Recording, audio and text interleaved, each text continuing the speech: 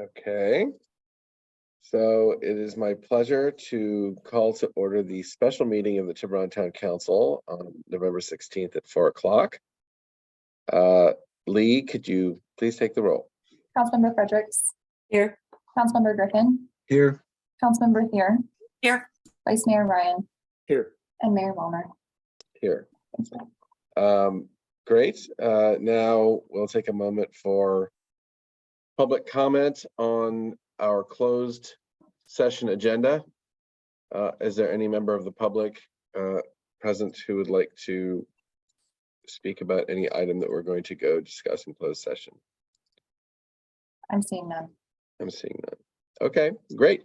So we'll close the public comment period, and please, everyone, click on your closed session link. See you there.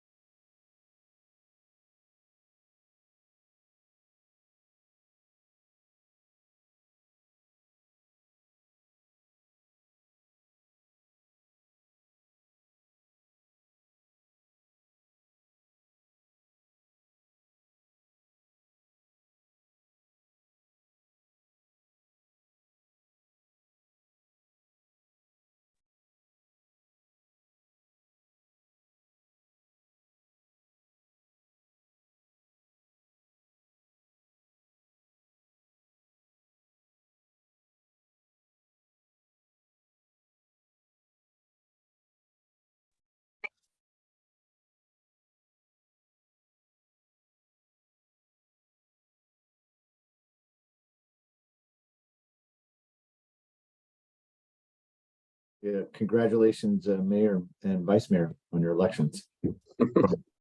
Thanks so much, Chief. Yeah, absolutely.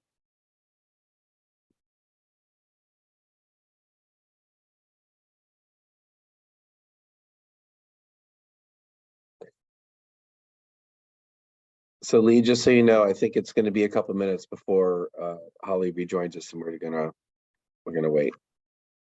That sounds good. We are recording and live right now. Councilmember Fredericks, congrats to you as well on the election result.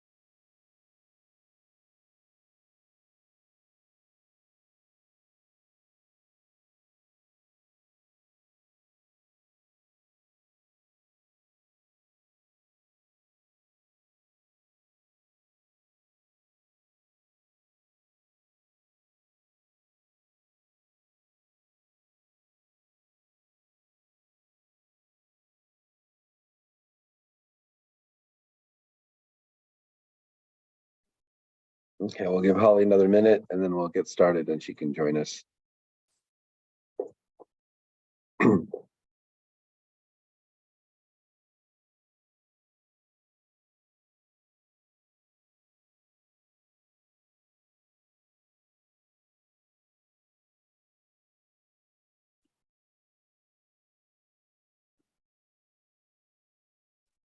Lee, I see her joining as a member of the public. Councilmember Thier, she's Oh, here. there you are. Okay, good. I'm here. Hi. All right, so it's my pleasure to call to order the regular meeting of the Town Council on November 16th at a little after 5 o'clock. Welcome, everyone. Lee, can you take the roll, please? Councilmember Fredericks, Here. Councilmember Griffin, Here. Councilmember Thier, Here. Vice Mayor Ryan, Here. Mayor Wallner. Here. All right, thank you. So we're going to start tonight by reporting out from closed session. Is our town attorney available to do that? Yes, thank you, Mayor. The council met on one item in closed session and took no reportable actions, and that concludes my report. Thank you. Next, we will open it up for public comment on items not on the agenda. So Lee, could you provide instructions to the public about public comment? Yes, thank you. If you would like to make a comment during this meeting, please use the raise hand feature of Zoom, which will indicate to me you would like to make a comment. You can find the raise hand button on your webinar controls bar on the bottom of your Zoom window or smartphone screen. If you're using Zoom, I will invite you to turn your camera and microphone on to address the council. Please accept the request from the Zoom host that you're being promoted to a panelist.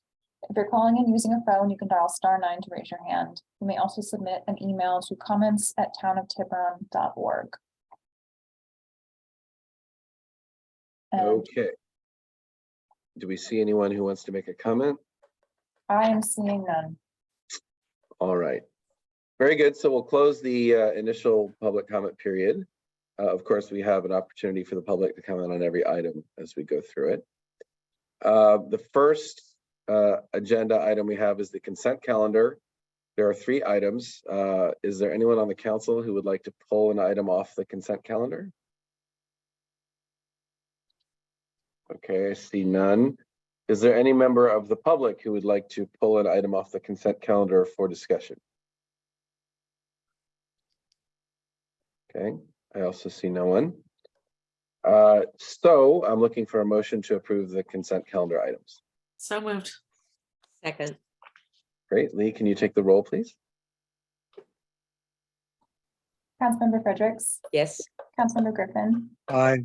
Councilmember Thier, Yes. Vice Mayor Ryan, Yes. Mayor Wallner. Yes. Okay, so I also would like to announce a slight change in the order of the agenda items tonight, if there's no objection from other council members.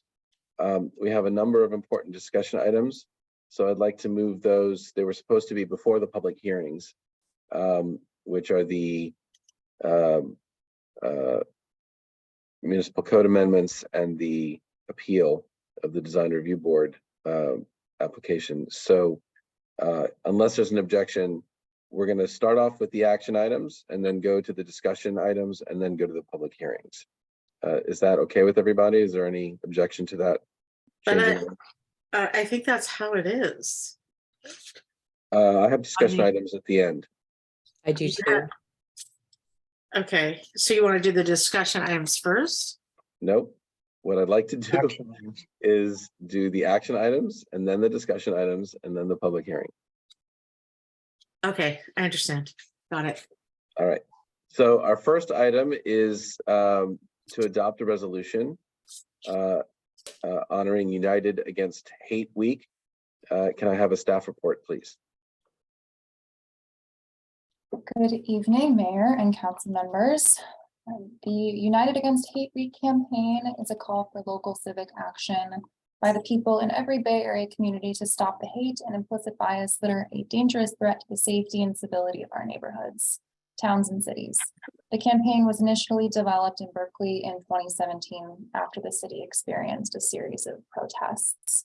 Tonight, we have brought forward a resolution for your consideration that would declare this week, the week of November 13th through 19th, United Against Hate Week in the town of Tiburon. That concludes my report. Happy to answer questions, or I'm happy to read it as well if you would like. Oh, you're muted, John. Sorry about that. Yeah, I think it actually, in this case, because it's a written resolution that we're going to adopt, it would be very helpful if you could just read it aloud for all of us and for the public to hear. Yes. Would you like me to read it right now? Yes, please. Just pulling it up. Okay. A resolution of the Town Council of the Town of Tiburon to declare the week of November 13th through 19th, 2022 as United Against Hate Week in the Town of Tiburon. The Town Council of the Town of Tiburon hereby finds and resolves as follows. Communities throughout the United States are composed of people from diverse backgrounds, including different races, ethnicities, genders, sexual orientation, socioeconomic statuses, religions, citizenship statuses, political views, and broad-ranging identities. The town of Tiburon recognizes the shared humanity of our diverse communities and commits to act and encourage community action towards eliminating racial disparities, both inside government and in the community. The town of Tiburon proudly stands united with communities nationwide seeking to combat divisive rhetoric fueling racism, xenophobia, sexism, homophobia, ageism, ableism, misogyny, transphobia, anti-Semitism, and other forms of religious intolerance and other forms of bigotry. The town of Tiburon acknowledges the local and national, historical, legal, and political events that have contributed to diminishing the protections, rights, opportunities, and outcomes for Black, Indigenous, and people of color. The number of hate incidents and crimes across the United States and in the Bay Area has dramatically increased over the past few years, and disgusting acts of intolerance and bigotry have occurred in Marin County schools and our community presenting an unequivocal need to stand in solidarity and unite against hate. The town of Tiburon joins other government agencies and community-based organizations in recognizing this week and bringing to light that education, compassion, and cooperation are key to unlocking understanding and embracing differences between people. The town of Tiburon commends all United Against Hate Week actions undertaken by local agencies, community-based organizations, and collaborative work with participating community members to help create awareness, educate, and share resources regarding how to positively respond to hate. The town of Tiburon acknowledges the importance of denouncing hatred and fostering welcoming environments that promote a sense of belonging. The town of Tiburon joins in spreading the message of United Against Hate Week. We reject hate of any kind and believe that building a safer and more equitable world starts by working together. The Town Council of the town of Tiburon declares its commitment to stand united against hate and supports United Against Hate Week activities, helping to empower community bridge building and strengthening our communities to combat hate during every week of the year, but with special attention during the week of November 13th through 19th, 2022 and onwards. This resolution shall take effect immediately upon its adoption, passed and adopted at a regular meeting of the council today, November 16th. Okay, great. Thank you. Thank you, Lee. Are there any questions from the council to staff about the report? Well written. Thank you. I do have a question. Please. Given that the resolution says we're focusing on this week to implement activities that acknowledge this, what are our activities? I think passing the resolution is the main one. Okay, I'll be involved in emceeing an event. Oh, that's true. I saw your name as related to a United Against Hate event, right? Right. Coming Yeah. up tomorrow night. thank you, Noah. So we have a representative. Yeah, maybe you can. What can you describe what the event is? You know, I have to take these That's one okay. at I a don't want to time put you on the spot. I just I'll saw your name. tomorrow. Okay, all right. Okay. I'll send it to folks. So I just wanted to say, I think this is a wonderful resolution, and I think it's really critical and important that we're passing it.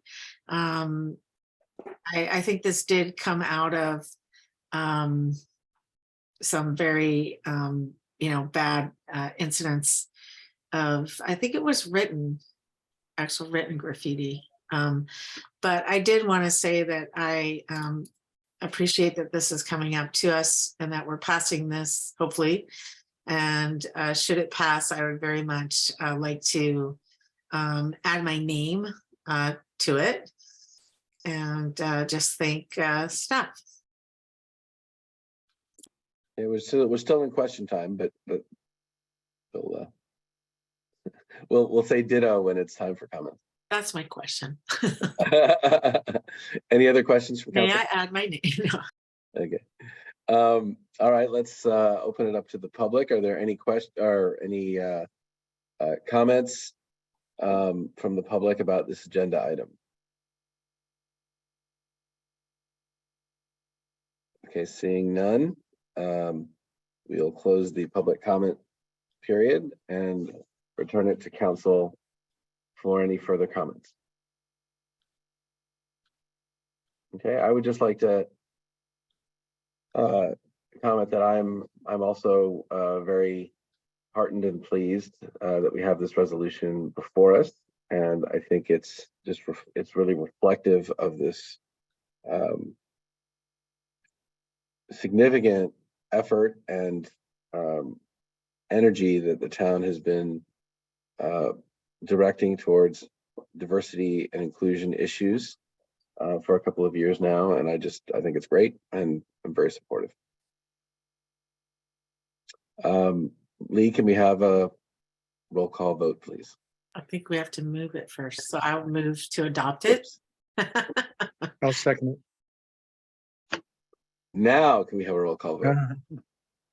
Councilmember Fredericks, Yes, Councilmember Griffin, Yes. Councilmember Thier, Yes. Vice Mayor Ryan, Yes. and Mayor Walner.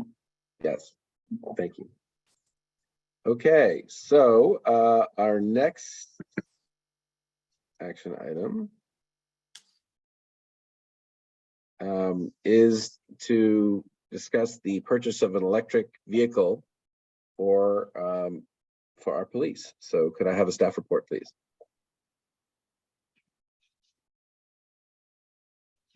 Good evening, Mr. Mayor and other esteemed council members. It is my privilege tonight to talk to you about the acquisition of an electric patrol police vehicle. So what we're looking to do is we're seeking a budget amendment in order to secure the purchase of a Tesla Model Y to be used for patrol vehicle purposes. So go to the next slide. So here we broke down kind of this simple math on this in terms of the acquisition costs and the difference. What we have been purchasing as of lately are Ford Police Interceptor hybrids.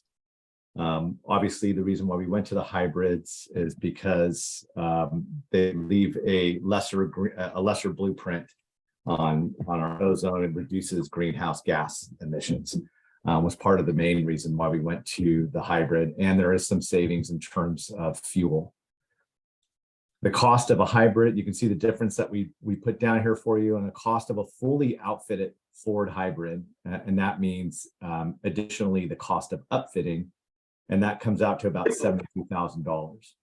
In order for us to go to a Tesla fully electric vehicle, the difference in acquisition cost is going to be about $95,000 or $95,524. You'll notice that there is a higher cost in the upfitting for the Model Y. You'll see that for the hybrid, it's about $23,000 of the Ford. And when looking at the Tesla, it's $25,000. The reason for that has nothing to do with the parts.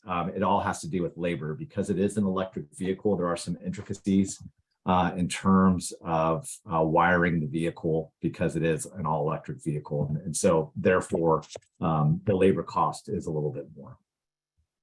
We've also broken down some expected rebates that we would get from TAM for having a full electric patrol vehicle in our fleet, obviously promoting vehicles that reduce greenhouse gas emissions. And when we broke down the cost difference, the bottom line is a difference of about $14,000 and $24. So $14,024 is the main difference. Upfront, obviously, the cost is more to acquire it, but that's what we would get based off rebates. Next slide.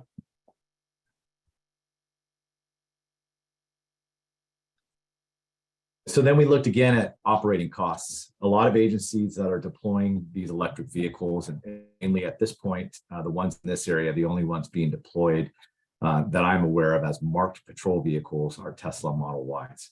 And there's some reasons for that I'm happy to answer after the presentation. But if you look at fuel consumption, we break that down. This is terms of the difference in what it would cost to charge versus fuel for a vehicle, and then expected maintenance costs compared to a traditional vehicle and the EV vehicle. So you can see there the operating difference of the EV is about $2,170 less than a conventional gas or combustion powered vehicle. So then we broke it down over the acquisition cost differential and annual operating savings that we would get. And when we divide those, we get 6.5 years, we would estimate that we'd be breaking even on the cost differential between the combustion engine and the EV vehicle. And next slide. So for the council's consideration tonight, we would recommend that you would approve the purchase of a Tesla Model Y as proposed, and approve the fiscal year 2023 budget amendment in the amount of $30,500, with the source of funds being from the general fund operating reserves. And at this point, we want to keep that simple and want to give you all an opportunity to ask some questions. So we'll move to the next slide and open it up to any questions you might have.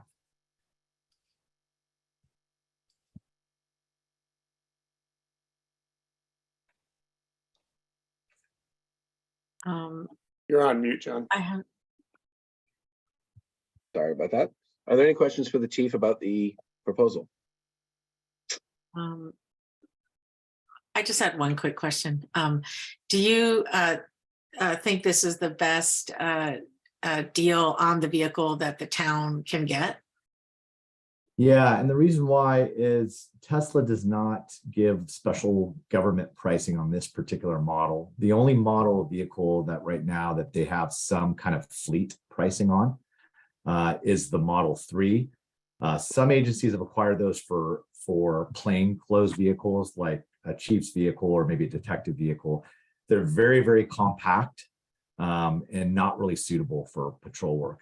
So that's really why it's the only option that you see agencies in this area, with Fremont kind of being at the forefront of this. Very, very progressive agency when it comes to these types of things. And the reason why they started out with the Model S, which is very costly because it was a bigger chassis, bigger car, and then they eventually moved to the Model Y because, again, occupancy space for the officers was better, and it was a more affordable option than the Model S. So. Okay, thank you. All right, any other questions? Okay, so let's move it to the public for public comment.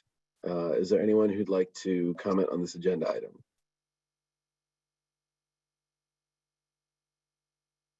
So I see there is someone from a phone number ending in 7051. Can you please introduce yourself and then make your comment? I don't know if it's my turn, but I have a couple of questions. I'm George Landau. Okay, we can hear you. Can you hear? We can hear you. Yeah, and just Okay. so you know, feel free to ask your questions. We generally don't answer questions that are posed during public comment period, but we're happy to hear them. So maybe the chief can answer it later. I was just wondering whether the current cars that we keep last more than 6.5 years. Whether the Why don't you ask all your questions and then afterwards the chief can address them if he's able. I'll ask the chief offline. Okay, do you have any other comments?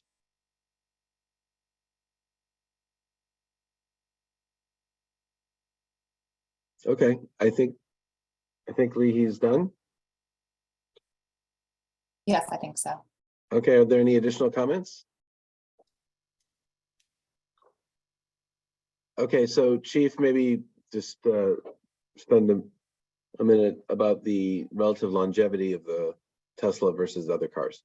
Yes, I'm happy to. So 6.5 years is just a break-even point for us. In general, though, with police vehicles, you're seeing them being rotated out on an average between about 5 and 7 years. It really just depends on the agency and how. Unfortunately, these vehicles are driven fairly hard, because the constant stop and go, constant idling. They're not, they get a lot more wear and tear. Anecdotally, when we're talking to some of the other agencies, like talking to Fremont, they have reported cost savings in terms of maintenance with the electric vehicles because less moving parts, so less things break and less time down. And that's what they're, like I said, anecdotally, that's what they're reporting right now. And it'll be interesting to see over time if that in fact bears true in their reports. Yeah, that actually was going to be a comment that I make, is that Tesla's really, I think you're going to find that your estimate of maintenance for a Tesla is high because they really do have very few parts that need to be adjusted over time. Yeah, we were probably a little bit more conservative. Just with Yeah, the- no, that makes absolute sense. We appreciate that. All right, so let's close the public comment period since there's no additional hands and take it back to the council for comments and discussion and motion. Are there any comments anyone would like to make? Councilmember Thier. Yeah, I just wanted to say I'm very, very excited about this. And I want to thank the chief and our town staff for deciding to purchase an EV vehicle for the town's police fleet. It definitely is within our fulfilling our commitment for our recently adopted climate action plan. And while I recognize, that the cost is a little higher, I do think it's money well spent to be able to try to lessen the impact of climate change and greenhouse gas emissions. So I just wanted to applaud this decision, and it's something I'm going to support. Okay, other comments? Councilmember Griffin. Just like to say, once more, Tiburon leads the way. Congratulations, Chief. Thank you, Councilmember Griffin and Councilmember Thier. Yeah, this will be the first marked patrol vehicle in Marin County that's EV, so we're excited. Oh, you should have led with that. That's great. Yeah, I know. Yeah, there's other agencies that have them in their unmarked fleet, but we will be the first agency to deploy them as an actual patrol vehicle in the county. That's fantastic. Other comments, Vice Mayor or Councilmember Fredericks? Anything? No? Very cool. Thank you. Okay, Sorry, yeah, and support. I would also like to say, I just think, we passed a really aggressive and ambitious, and what we and I often refer to as a model climate action plan. And we've got to pull a lot of levers to make it happen. Yeah. And this is one of the first, and I'm just so delighted to see it happen. So thank you, Chief. Thank you, Greg. Thanks for making this happen. Why don't we have a motion? So as a co-member of the Sustainability Committee ad hoc for the town of Tiburon, I would like to move approval. Is there a second? Second. Okay, and just to clarify, this is both for approval to purchase and the requested budget amendment. Yes. Yes. Okay. All right. So Lee, can we have a roll call vote, please? Councilmember Fredericks, Yes. Councilmember Griffin, Yes. Councilmember Thier, Yes. Vice Mayor Ryan, Yes. Mayor Wallner. Yes. Okay, so now we're going to move to our next action item, moving from a request for $30,000 to a request for $1 million. So a bit of a contrast, but very excited that we've reached this point. This is about, of course, setting aside funds to assist with the acquisition of the Martha property. So can we please have a staff report, and also welcome to Jerry Reeson, who I believe is going to be presenting to us. Yes, excuse me. Thank you, Mr. Mayor, members of the council. Good evening. I'm going to be very brief. As you said, Jerry Reeson is here to give a presentation. I'll just simply say that the staff report includes some analysis of where the funding may come from for a contribution that the town may approve. And I'd be happy to answer any questions regarding that, perhaps after the presentation, while you folks are discussing the request. And with that, I'd be happy to turn it over to Jerry. Great. I'm on? I think I'm on. Yes, I'm on. Yes, we can hear you. Yep. Yep, great. And we see the presentation. Good. So start with congratulations to John, Alice, Jack, all great for your victories. Yes, Measure M was extremely successful, and I got a bunch of congratulations of, you won, great, but the reality is it's a lot of hard work to run a campaign, as everybody knows. So we'll just run through a bunch of slides, some that you've already seen before. This is the property photo taken from Old St. Hilary's looking out. Next slide, please. This gives you a sense of the magnitude of the property, 110 acres, a critical piece on our peninsula, The starting price, listing price was 63 million recently. It actually was higher before that. The current purchase price, option price is 42.1 million. Funding 26.1 from Marin County public funds, and the remainder, which is now the piece remaining, is we need to raise 16 million. Next slide, please. This shows the location on the peninsula. It's the pink reddish piece. And just to be specific, this slide also shows the tidelands that are owned, but they are not a part of this purchase. That hopefully is for another day. But at any rate, the acquisition is the land piece, not the tidelands of Martha.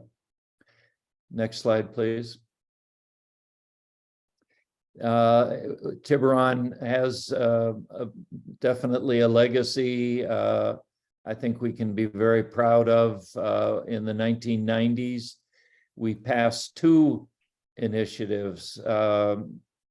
As I have noted repeatedly, most acquisitions, open space acquisitions, are people going to some agency and begging for funds.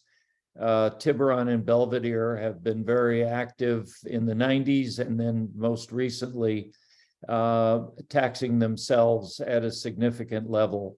And I think it's something to be very proud of. It is a once-in-a-lifetime opportunity in 2022.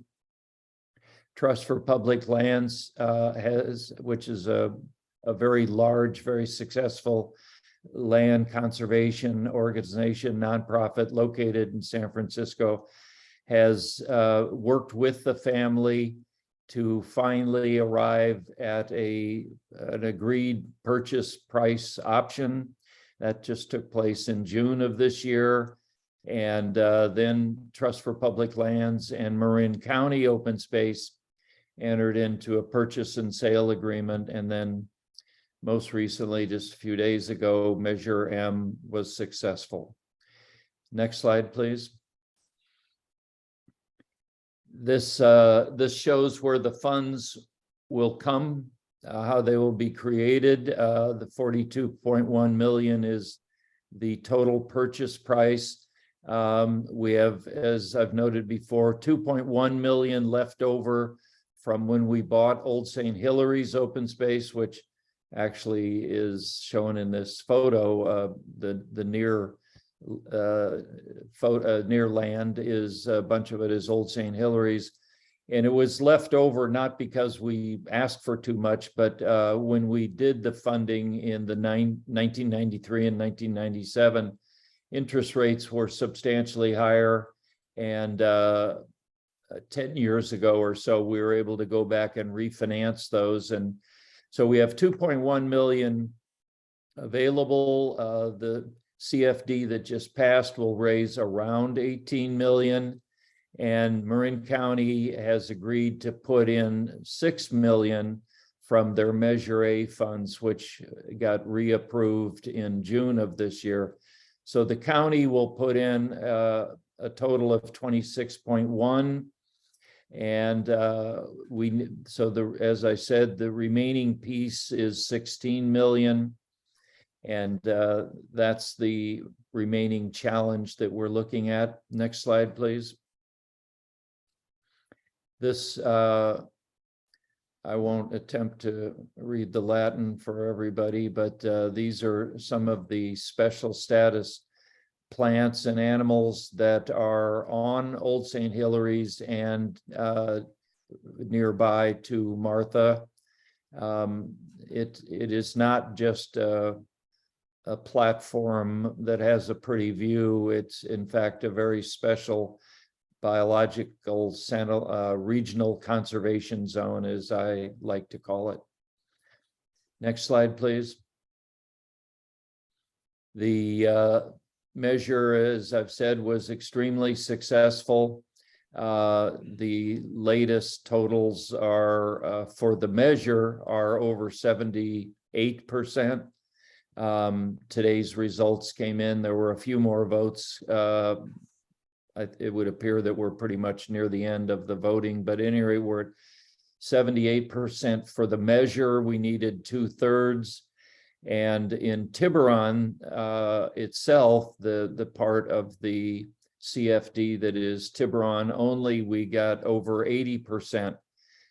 Today's results still reflect over 80%, which, as everybody knows that has ever run for anything, that's stratosphere. That's Quite a number. Yeah. very impressive. Yeah. Next slide, please. Which brings us to the simple request. I think the county is contributing dramatically. I think your citizens, I'm now talking to the 5 council members, I think your citizens have demonstrated that they are extremely interested in preserving this property. And I think it would be a wonderful sign of your support of the measure if you would pledge $1 million towards that purchase. And I'm happy to answer any questions. Thank you. Okay. So thank you, Jerry. I'm sure that all the council members will have comments to make at the appropriate time. Right now, are there any questions, specific questions for either Jerry or Greg about the request? I'd just like to know, how did you arrive at that particular amount? Jerry? I started with a higher amount. You must have talked to Jack Ryan. I started with a higher amount and ended up with a lower amount. Yeah, it's 16 million is obviously a challenge, and I think your citizens look to you folks to help them achieve it, and so that's how I got to that amount. Yeah, and it's a highly symbolic kind of contribution. Yeah. Yep. Other questions, Councilmember Fredericks? When do you need the check? Good question. I should have addressed that as I went through. Not today, not tonight. The so the steps that are in front of us, the county has their money, their $8 million. They could write a check tomorrow. The 18 million obviously has to be drawn down, and you only draw down that money when all the money is on the table. The worst thing you could do is to fund the initiative and then have the deal not happen, and then what the heck do you do with 18 million that you somehow need to refund? So the 18 million is available when we are ready for it. It certainly would take a few months to do the paperwork, but the 16 million will take some months, certainly, and so the expectation at the moment is that there will be the funds will be gathered. We have a year and a half, we have 2 years to get all the money. That's what the option agreement says. And so therefore we have around a year and a half left of those 2 years. The hope and expectation is that we won't need the full amount of time. So the guessing at the moment would say sometime late September of next year, perhaps around this time of the year next year would be the timing when we would hope to have all the funds available. That's great. And let me ask our town manager. I think for that reason, the idea behind tonight's action would be, I think the primary proposal is to create a reserve account in which we would put the $1 million so that when the time comes to put all the funds together, the town could then actually make the payment. Is that Is that the correct approach? That's exactly right. The process that's laid out in the staff report, which you just summarized, it was derived after me speaking with Jerry last week about the very timing issues that he indicated. So there's no perfect way to do it, but it seemed like, although they don't need the money now, it seems like we do want to indicate where the money is instead of just saying, oh, we'll take it out of general fund operating reserves when it's needed. By pledging the amount and moving it into a special account really indicates the council's commitment, to making the contribution. So. Okay, and then there's another question, and this one is to the town attorney. I think you'll be prepared to answer this because we've discussed it before. I don't want to put you on the spot, but there was discussion, or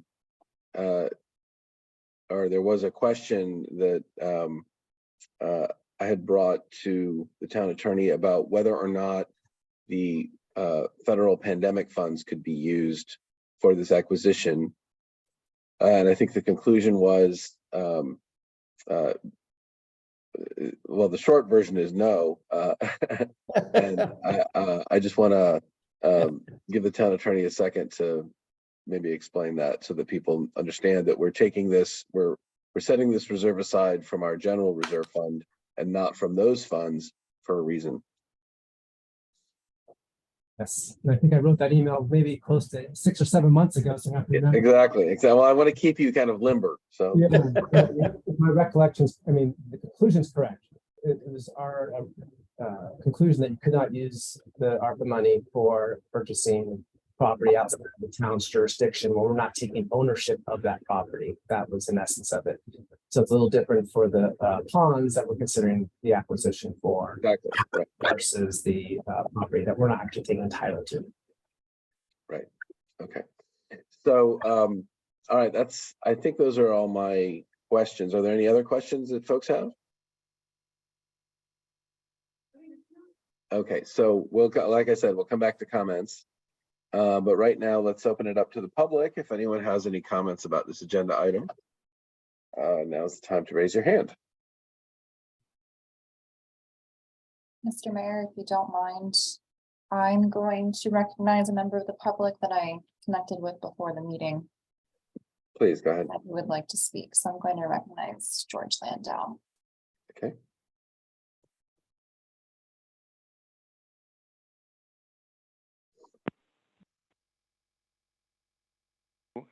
Hi.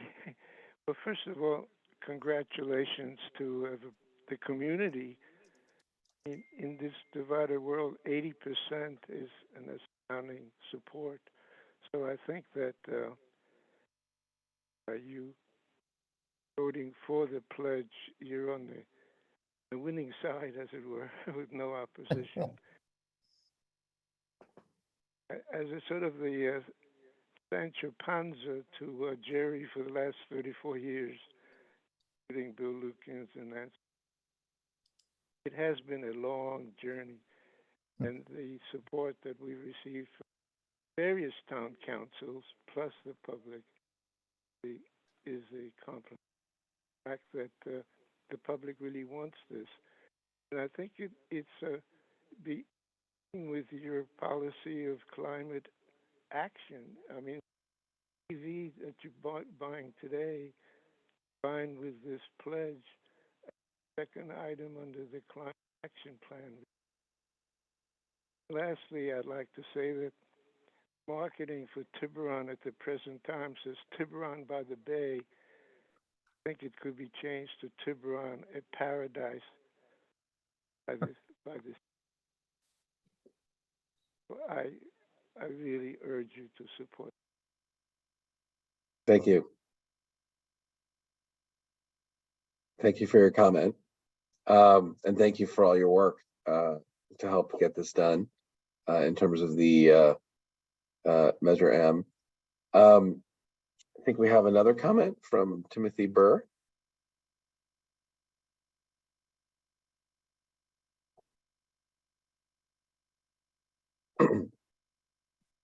Evening, Mayor and Town Council.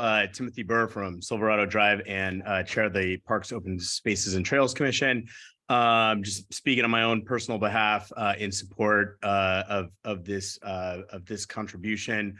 we're really excited about, Measure M and the substantial margin that it passed by. Again, speaking on my own, I assume you may have seen Post did take a support position on Prop M. Of course, we did not consider this contribution, but really excited to see the result, and hopefully you all are in support of this contribution. Thanks, everybody. See you soon. Thank you. Any other public comments? Okay, we'll close the public comment and bring it back to the council.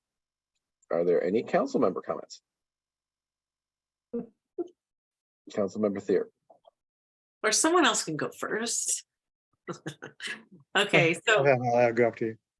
Okay, so first I want to say, well, to George Landau, who I saw with the poster board that he wore, I think he probably slept in it for the last few months, because there was not a time that I did not see him out somewhere in Tiburon with that signboard over him. So I want to say a big thank you. I want to recognize Jerry Reason, because this has been, even though you're only 50 years old, I know this has been a 40-year effort, and I'm probably not correct. It might be even more than 40 years. So I just have been waiting for this moment to say congratulations. And without you and your stick-to-itiveness, this never would have happened. And I was very, very excited that the public voted overwhelmingly for this. And as you already pointed out, we don't see votes where anybody gets 80% for anything, especially not a tax measure, And I want to say that I am 100% in support of it. I do believe that the town should use this money for this purpose. And I'm just so proud to be part of Tiburon right now, and to have the ridge protected, and the protection of this open space. It's not just for us, but it's for every generation to come. And I just really, I want to say thank you to Trust for Public Lands. And this won't be popular, but I will say that if the money's not raised, I hope you will come back to us. And I am 100% in favor of the $1 million towards the Martha property as outlined in the staff report.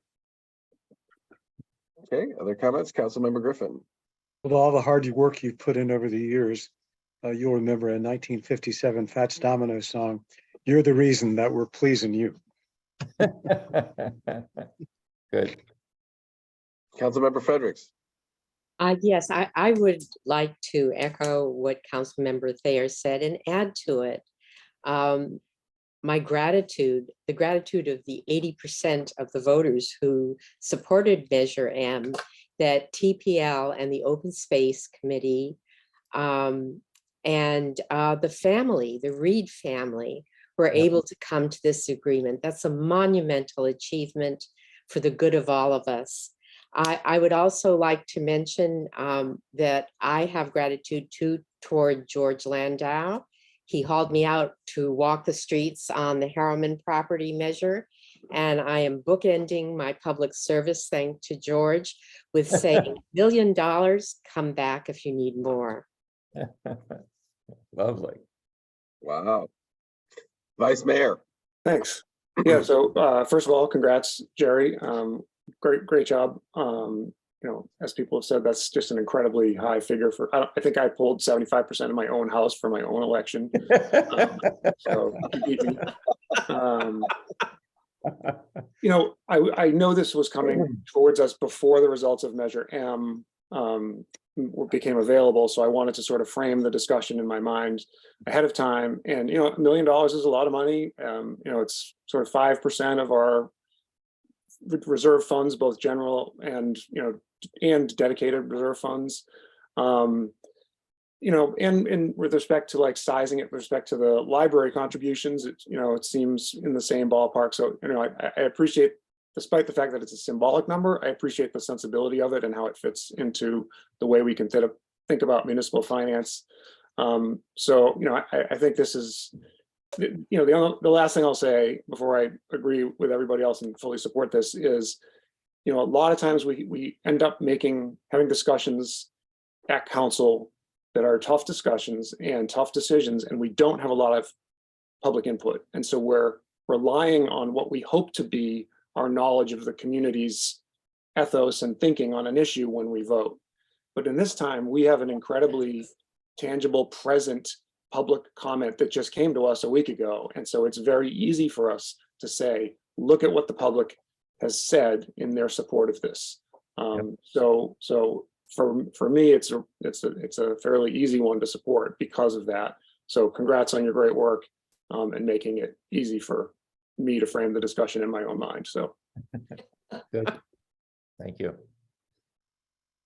So I'll make my comment. I would start by saying that this is nothing less than a miracle.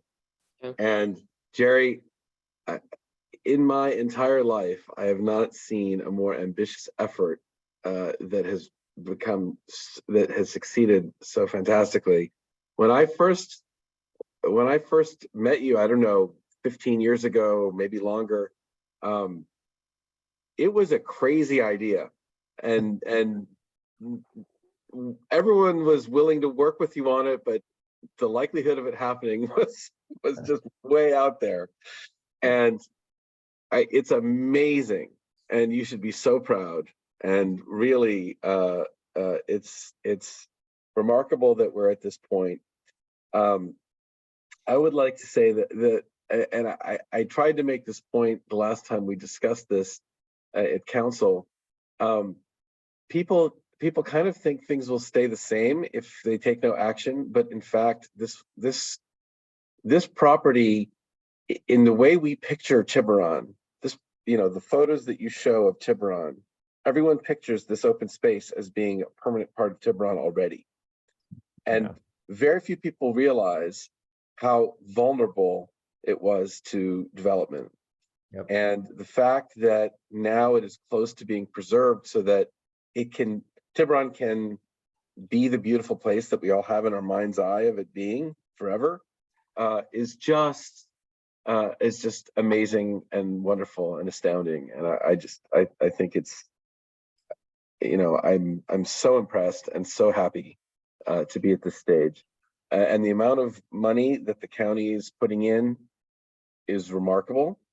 And it's also a testament to your persuasive ability. And I think, the irony is not lost on me that this actually physically is not in Tiburon, and yet it kind of helps define Tiburon, right? It's kind of the crown that sits on top of us. I think it's well worth the $1 million that are being asked. I think, when we first talked about you coming and asking for the money, we said with trepidation, let's see how Measure M goes.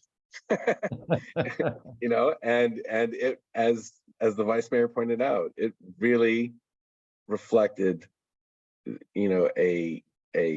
an incredible consensus that this property matters in so many ways, and there is the best chance that has ever existed of it being preserved.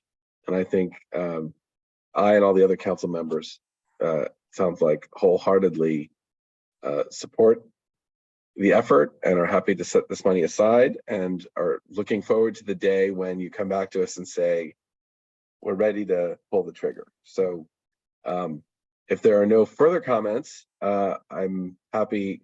Actually, I would like to move that we take the action of setting aside in a reserve account $1 million that's being requested for the purpose of ultimately acquiring the Martha property and preserving it. I'll second that. Fantastic.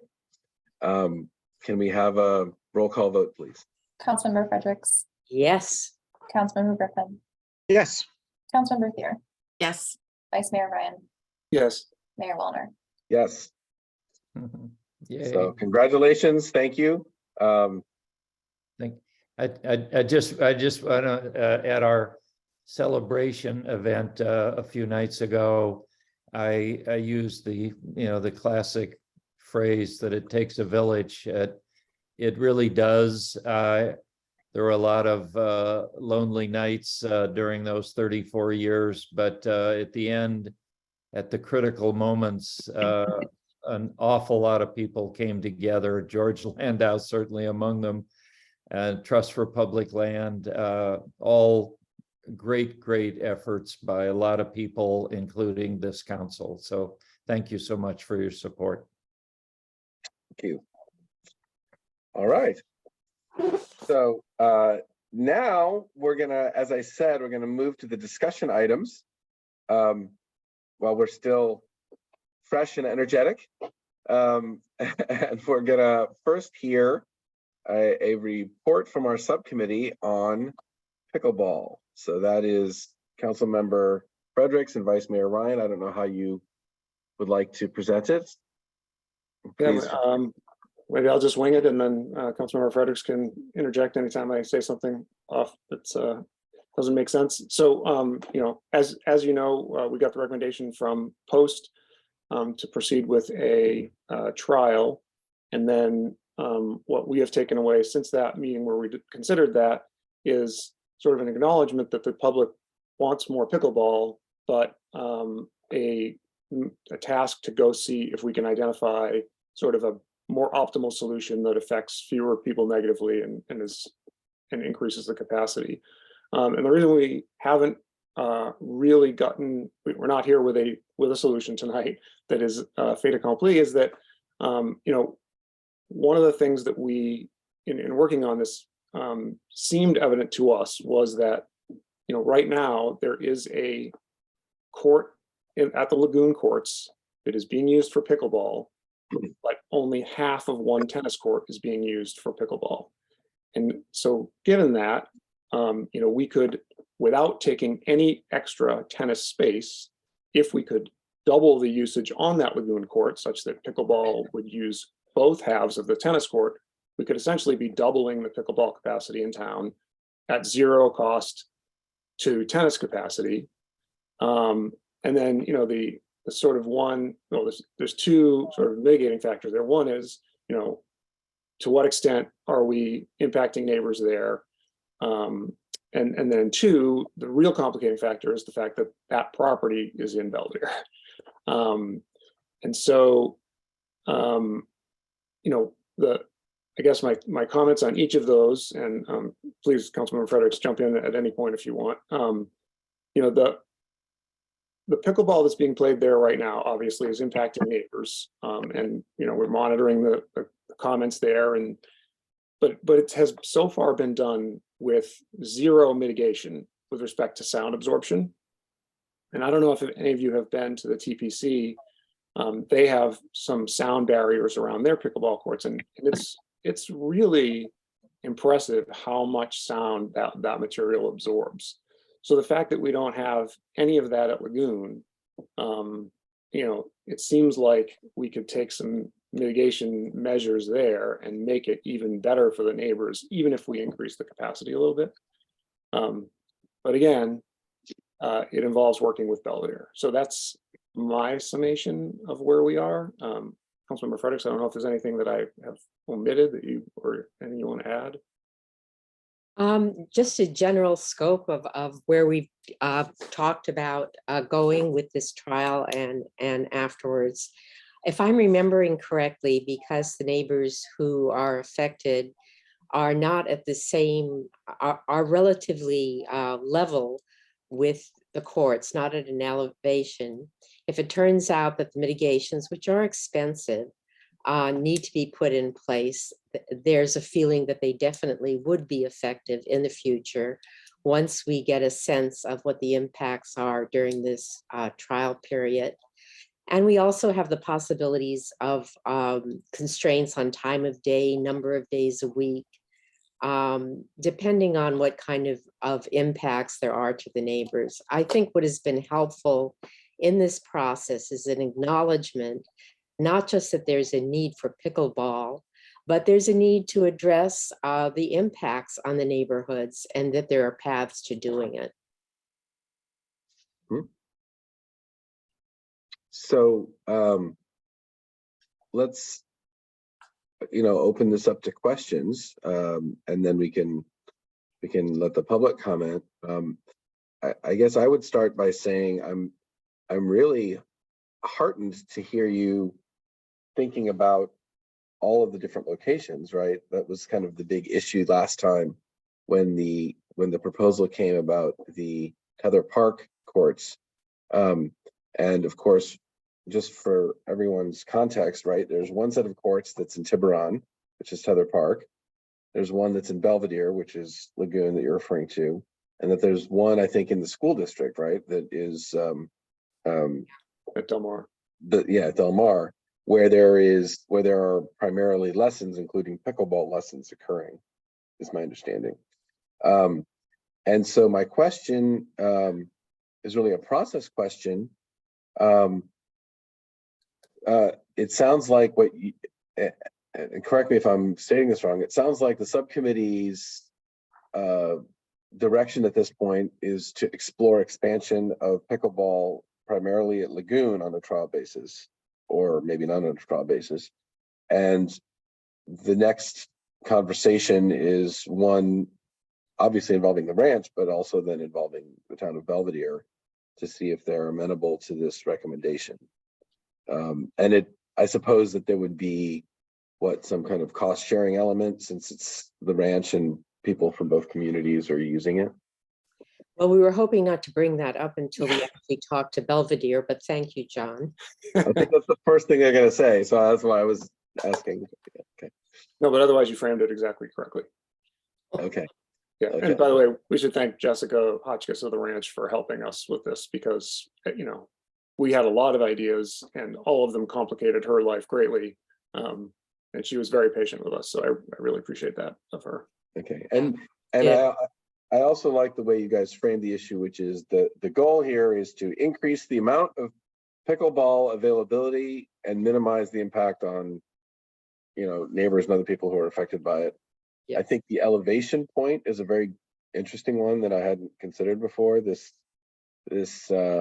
idea that the mitigation could, and you didn't exactly say this, but I think this is what you're saying, that the putting mitigation at the Tether Park courts could be less effective because the people around it live on a hill, and so the noise, we learned last time that it travels by line of sight. So if you can see the pickleball court, you can probably hear it, whereas putting it in a flat location would suggest that no one would be hearing it if we put up the sound insulation that you're describing. Is that a correct That is certainly understanding? the hope. That is the hope. Of course, if the town were amenable to spending lots of money on Tether Park, you could always put not a roof, but some sound mitigating material and some kind of extension over the top of the court that would minimize the direction of sound with respect to the residences that might be impacted. So note to the file, Councilmember Fredericks would like to build a stadium. Well, they have enclosed tennis, Paul. No, Tennis. I'm just Oh, teasing. and another thing too that can be considered, one of the things that is proposed is to require certain equipment that softens the sound. I think it's difficult for the ranch to enforce it, but I bring up my favorite theory of reinforcement, which is when you monitor things all the time, folks notice when you're not there and they run around it. But if you randomly reinforce, people never know when you're going to be there and you're likely to get more cooperation. So this would be all part of the next steps once we have an agreement and have a trial. Is that your understanding, Jack? It is. And what is your proposed time frame for then coming back and having more information to present? Is that another month or two? Yeah, that's a great question. I guess I don't totally know. I know that Belvedere has just been so focused on their election and Yeah. the issues there that haven't wanted to press their, their capacity for considering things. But yeah, we certainly should move on it straight away because I do think starting a trial sooner rather than later is the goal. Yes. So yes, we will be back soon. Great. Any other questions before we open it for public comment? Okay, thank you. Is there any member of the public that would like to comment on this agenda item? Okay, seeing none, we'll close the public comment period. And are there any further comments or questions about what's being discussed with regard to getting to a pickleball trial? Trial in the sense of trial in the sense of a test period rather than a court hearing about whether or not pickleball should be approved or condemned. Guilty as charged. Guilty as charged, exactly. All right, good. So that was very helpful. Thank you guys, and thanks for working on this issue. It's very important to a lot of residents. So Thanks for your patience. okay, the next one is a general plan update that we're going to get, and this is kind of a follow-up to a lot of various different discussions that we've had about the different pieces of the general plan that have been moving forward. The housing element has been submitted to HCD and we're waiting to hear back, and there are other elements that are being worked on. And there's also a CEQA process, an environmental report that's being prepared. And I guess we're very eager to hear from Dina, our Director of Community Development, about all this. I guess my comment in terms of the report is that it would be super helpful if, in particular, you identify opportunities for public involvement, right? So when are the next steps where people are going to be able to comment on the housing elements and on the diversity element, and sustainability, all those things? Okay, so I think the main one, of course, is people have been greatly involved in is the housing element. And we're currently in the review with HCD for the 90-day period, which ends, it's going to be our Christmas present on 12/26. We'll receive a comment letter. We at staff have arranged for a pre-conference with HCD at the beginning of December. So we'll get a feeling for what those comments are. And then we're going to be revising that draft. And then that'll be a time period after we revise it that'll go out for review. So the public will have an opportunity at that time. I believe that once we get that public letter, it's public, so we can provide that to the public for them to begin thinking about some of the comments made by HCD and some of their concerns to respond. I think that would be very appropriate. Then we would send it back to HCD. I believe we're doing that in mid-January for the 60-day review, and hope to finalize everything in March. So during the let me just ask a couple of questions about that. So we're expecting it at the latest on the day after Christmas to receive the comment letter.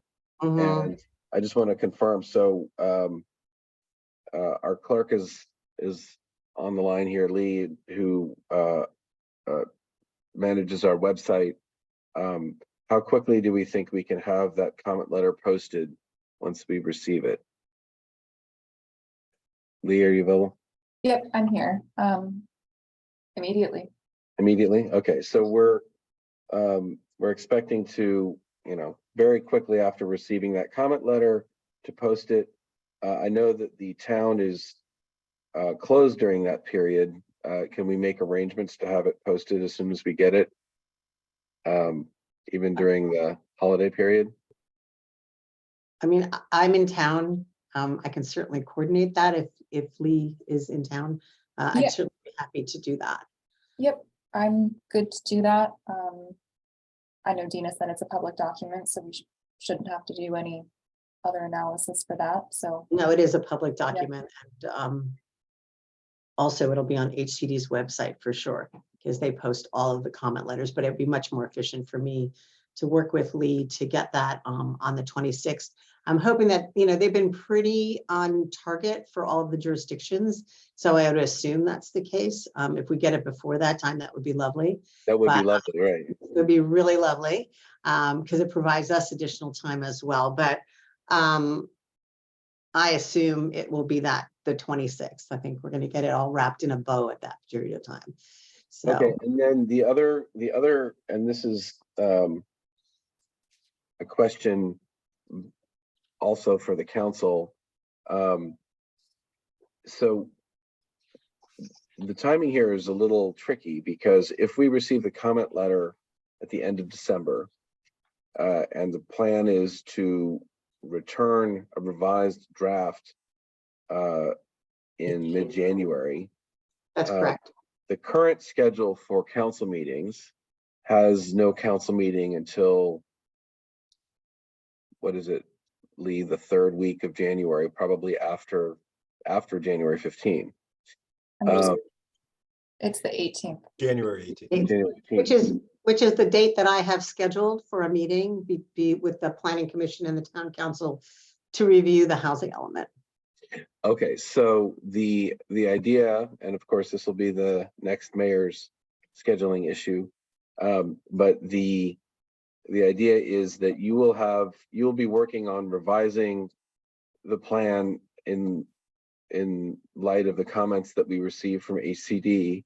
And then before it gets resubmitted to HCD, there'll be a meeting on the 18th of January or thereabouts with the council and the planning commission to hear your proposed changes and provide comments on it and have a discussion before that is resubmitted. Is that correct? That is correct. That is my intent.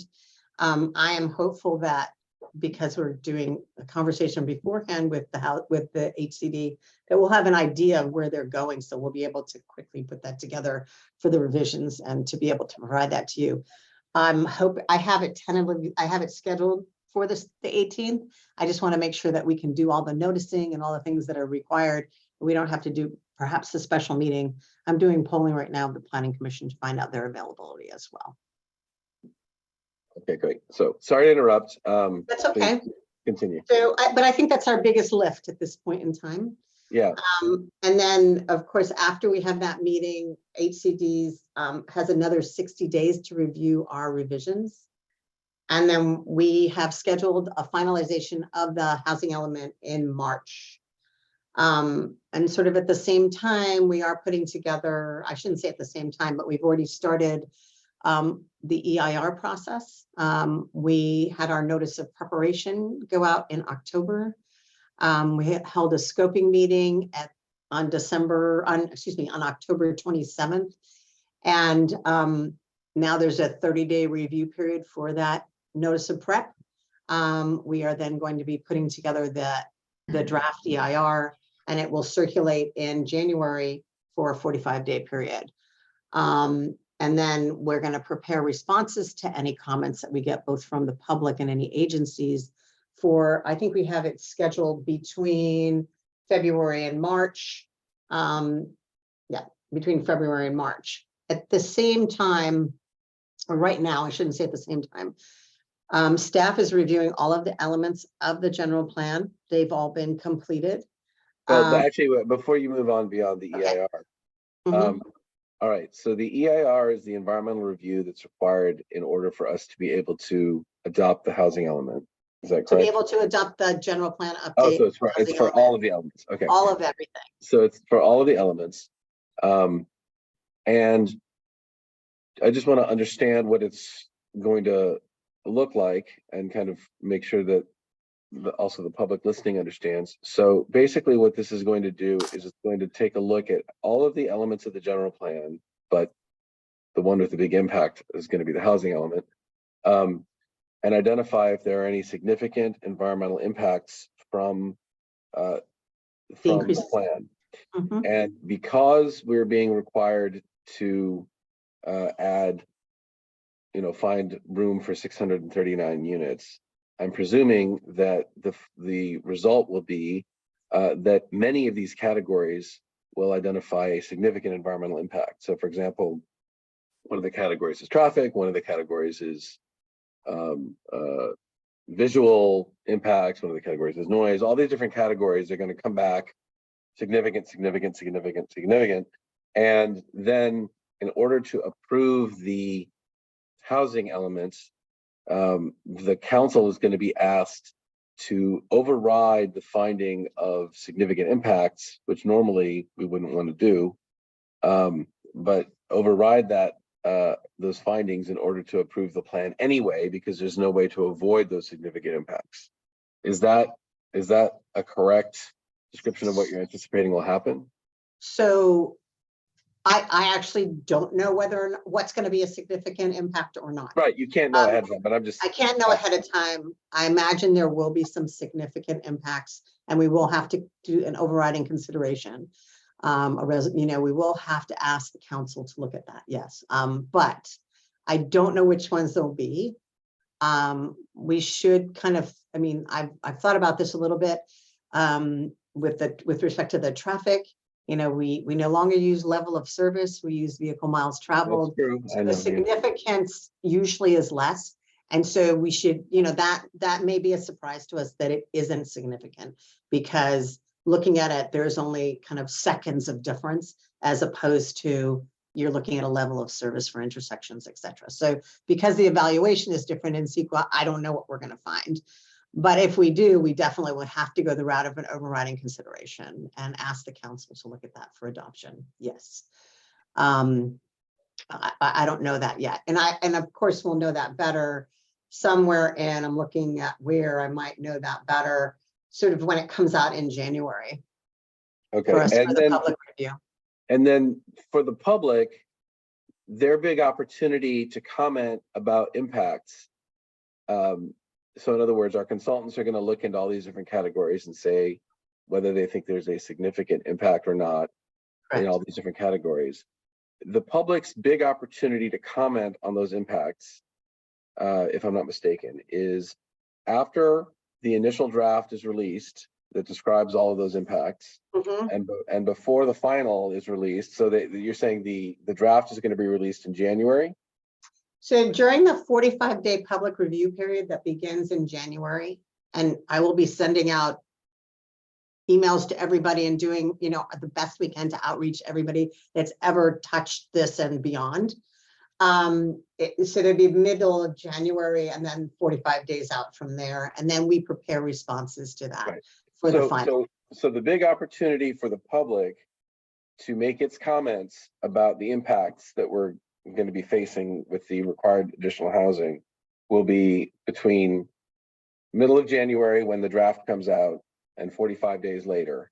That's when if people identify issues that haven't been found, or if they have they believe that the report is not accurate about something, that's when those get submitted, and then they get responded to and incorporated into the final report that then gets issued in March.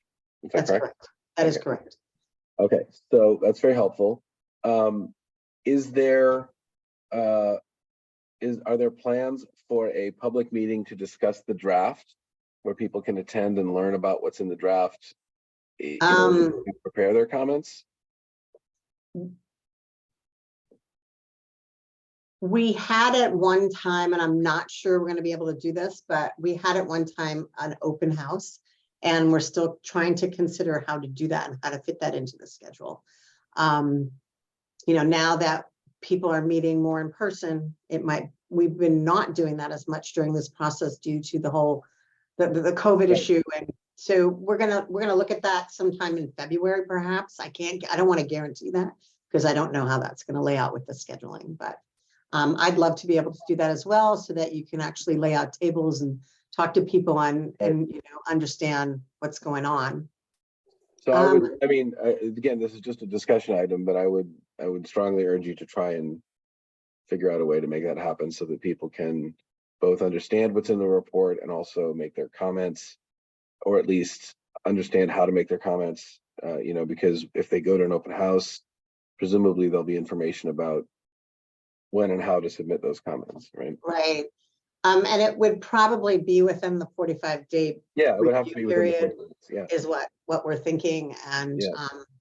I'm just sort of looking at my schedule, thinking how to fit everything in within kind of a pretty tight time frame for adoption. But other things that are happening besides those, we are going through each one of the elements. And we did have a meeting with the DITF, the Diversity Inclusionary Task Force on 11/9 with our final draft for the diversity element, or what we propose to be the final draft. And so we're changing it a little bit based on Councilmember Frederick's comment.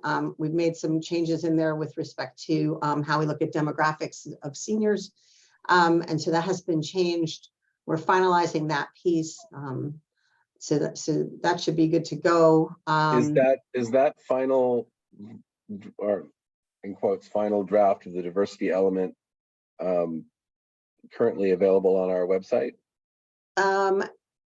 I believe it was, because it's part of what came before the DITF, except for the change to how we define seniors or look at the demographics for seniors.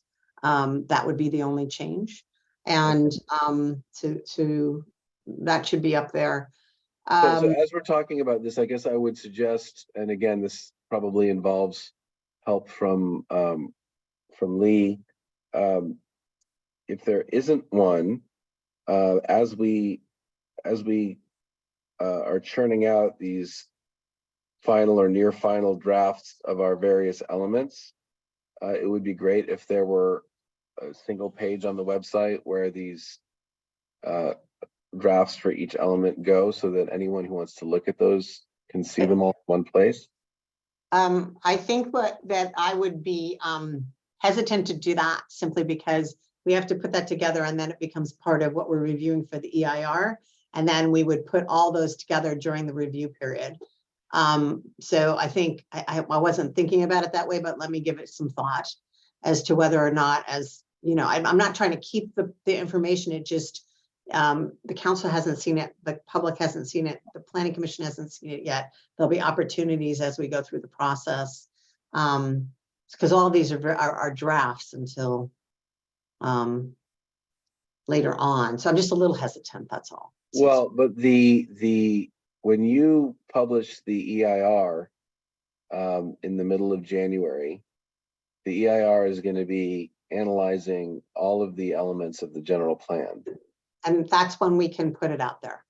That's when we'll put them all together. But right now there are pieces that are finals, but I want to put them all together as a package. So when someone sees the draft general plan alongside with the draft EIR, they can relate one to the other. Okay. Rather than piecemeal. I don't want to piecemeal it. Okay, so your plan is, as each of these elements gets completed, you're just kind of holding them, and then you're going to release all of the drafts in the middle of January, and then we're going to have a meeting on the 18th of January to review all of those drafts and provide comments about them.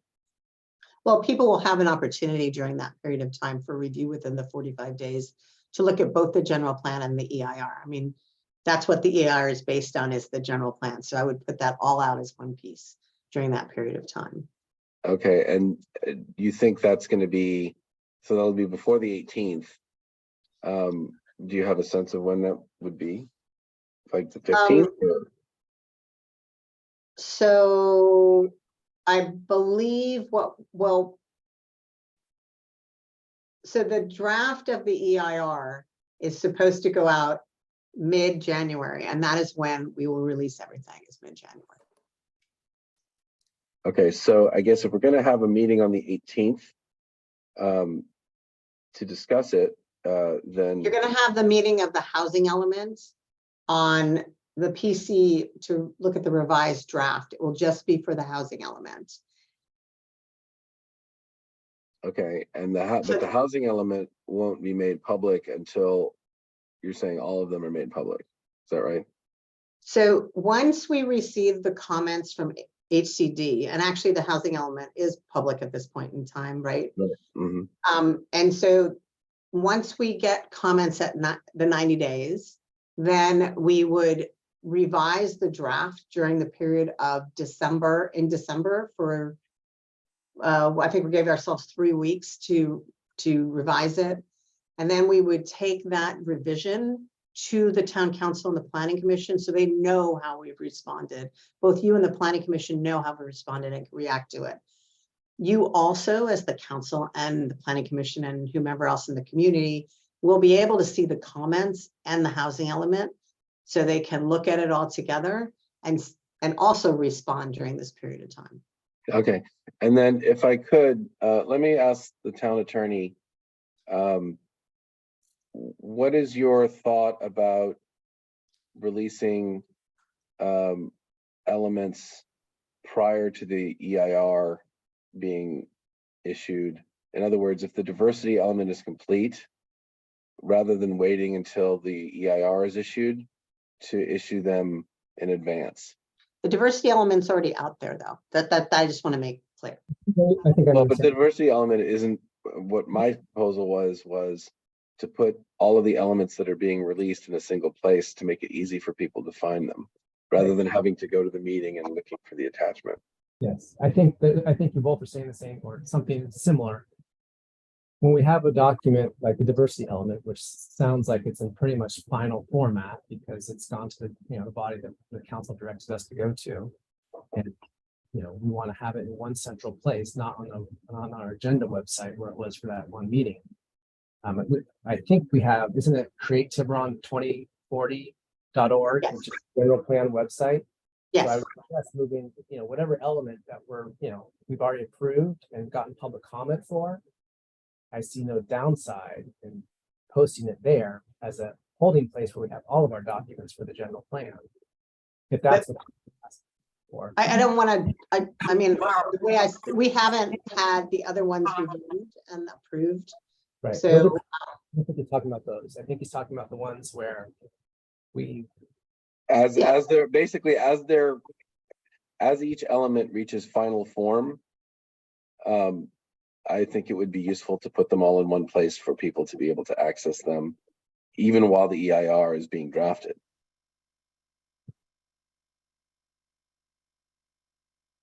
So Ben, are you saying that that's, from a legal point of view, that's fine? yes, I mean, if we don't want to obviously post a draft of something that's not done yet.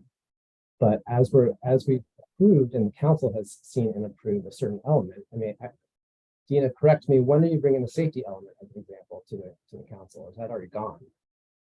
Well, it sounds to me like what Dina is saying is that it's going to be, the safety element is going to be considered final and go to EIR without coming to the council. As a draft, okay. And yes, if that's the case, then I think once it's ready and it's final, it can be posted. But I would not recommend posting a draft. But again, the housing element, which is technically still a draft until you adopt it, and the diversity element, which is went to the body that you all suggested to go to receive comments. I think those can be located on the Create Tiburon 2040 website.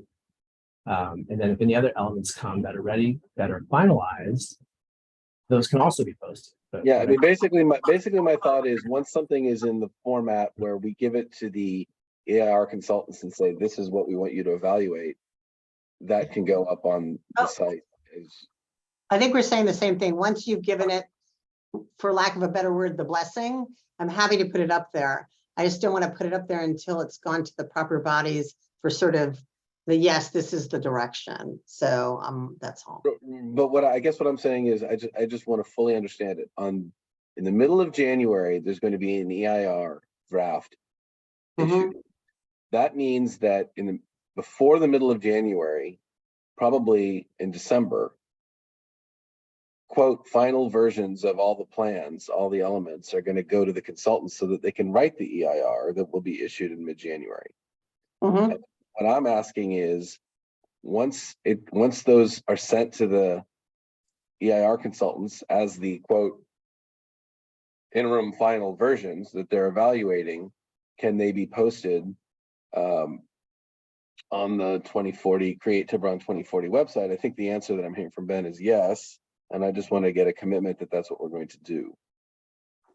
Once the, I mean, again, I'll reiterate, we do not want to post drafts. And I think what Dina is suggesting is, you know, even though you give them the consultants to review, sometimes revisions, you know, questions are brought forward by those consultants about a certain sentence or a certain paragraph, and you have to revise that and give it back to the consultant.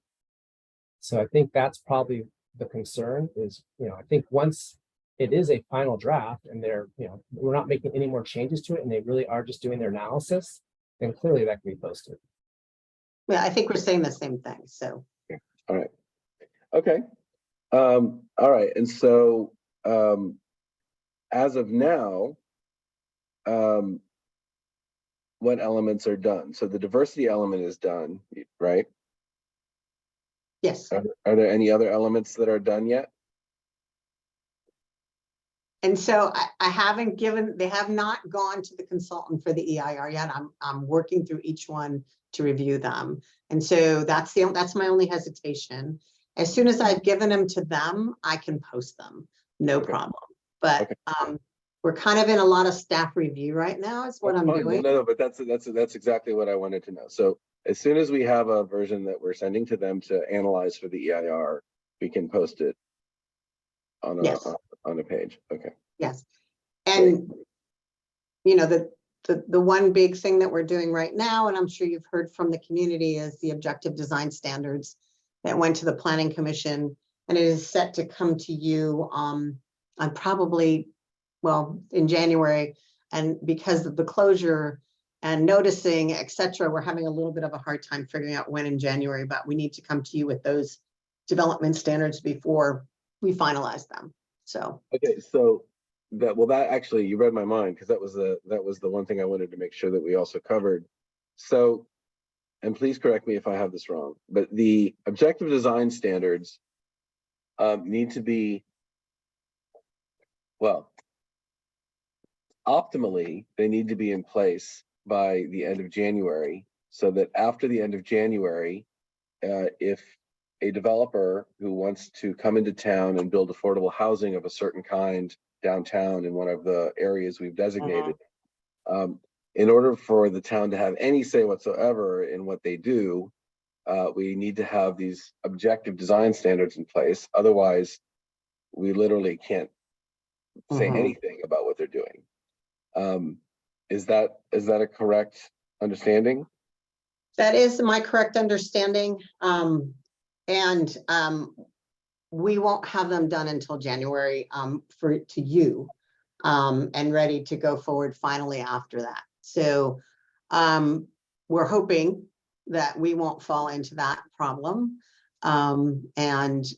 We're able to, I think there are ways in which we can still stall those developments just a little bit. So the objective design standards, just so that everyone understands and that I understand, the objective design standards are things like height limits or setbacks. That's correct. Use of materials, how far your block. Yeah. Right. These very fundamental ideas about how we want downtown to look are the objective standards. Right. And they have I'm sorry, go ahead. Okay. And so after January 31st, until we have those adopted, perhaps there are some things that could be done, but in general, the town, my understanding from the legal analysis we have is that the town becomes vulnerable to the possibility of people just building whatever they want unless we have objective standards in place. I also believe, but I'm not sure, that those objective standards, in order to be adopted, do they have to have an EIR completed? That's a question, I guess, for the attorney. No, we have to adopt them and make CEQA findings, but we don't have to necessarily have an EIR. Okay, all right. So we just have, so the goal, if I understand it, is for the planning department to have to the council in January at some point objective design standards, which are, the idea behind them is like, this is just like the minimum level of rules we want to have about what happens downtown with affordable housing, until such time as we adopt new zoning. We want to have these objective standards in place about height and setback and that kind of thing.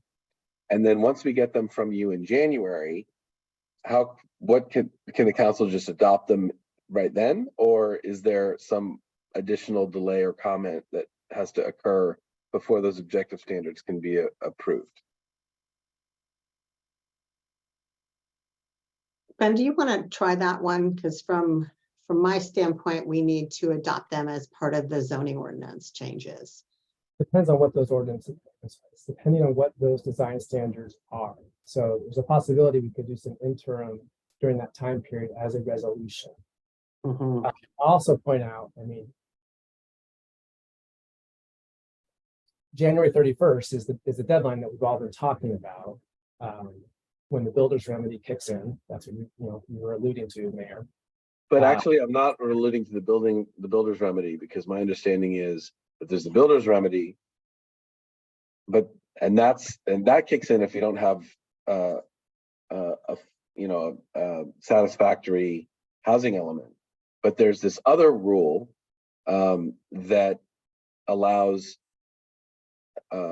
large affordable housing projects to be built in those areas that have been designated to satisfy our housing element requirements. There's a rule that says we can't impose any discretionary approvals on them. The only thing we can put on them are objective standards. Do I have that correct? It's both. And it's not the builder's remedy, it's something different. It's both. So for affordable housing projects, you can also control it by objective standards, and builder's remedy can also control by objective building standards. Okay. So it solves two different issues. Okay, so in other words, what I'm saying, and I'm sorry this is dragging on a long time, but I think it's really critically important for us to have this understood between the planning department and the council and our council, right? So basically, after January 31st, every day that we don't have objective standards in place is a day of us being potentially vulnerable to someone filing an application to build an affordable housing project downtown, which is great, but to do so without having to adhere to any town standards because we haven't adopted objective standards.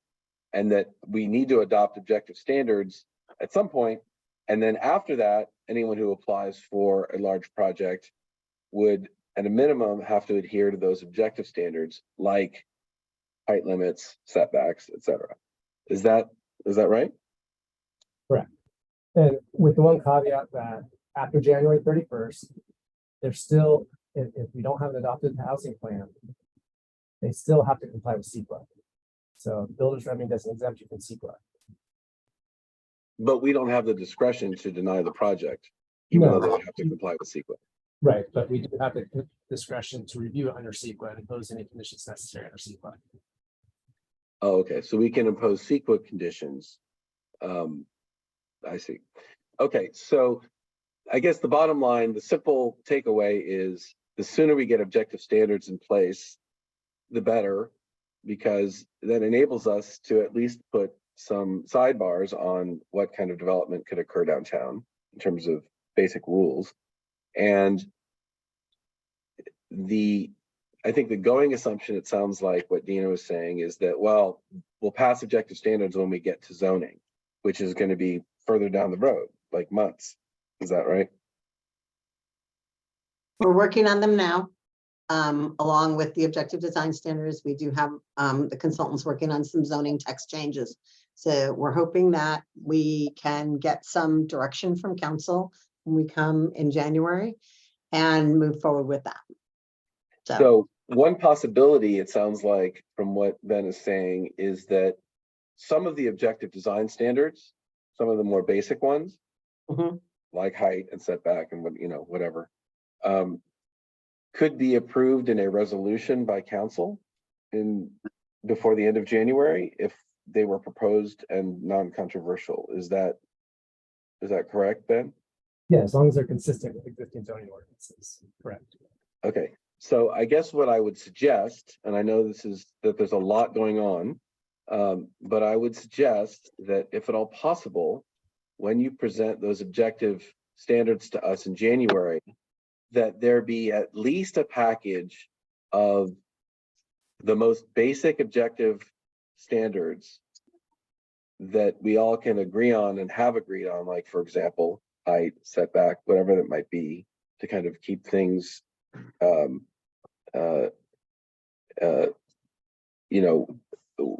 within what we're imagining for the 639 units to look like. A resolution that the council could pass before January 31st, so that, and there would be these minimum objective standards in place, and then a longer process for the whole elaborate zoning process. I guess that would be my recommendation and hope that we could do that. Is that, I know you want to think about it, this is all new, but I think it would be, I think we would be very glad that we took that precaution before the end of January, because maybe nothing will happen, but maybe someone will want to put a giant 18-story fuchsia building in the middle of downtown. I mean, we need to have some kind of standards in place, I think, if at all possible, before the end of January. Okay. Definitely think about it and how we can. How we could do that, and maybe consult with Ben about how legally best to approach it. But anyway, all right, those were my big issues to ask you about. Why don't you continue with the rest of the elements that you were going to? So we are going through the mobility, the noise, the open space, our downtown pieces. I have admin drafts for those. And land use is my biggest lift. I'm just starting to look at that one. Sustainability, you did get a lot of looks at that one, especially when we're going through the cap and the adoption of the cap. And conservation is pretty much done. So I think we're getting very close, so that before I leave for Thanksgiving, we're going to have those done. So, it's been an interesting process. Let's put it that way. We don't have a whole lot of staff, so we're trying to review it as fast as we can. So, and that's where we are. Okay. That's great. Thank you. And thanks for all your work on this. Do any other questions? Do any other council members have thoughts or questions?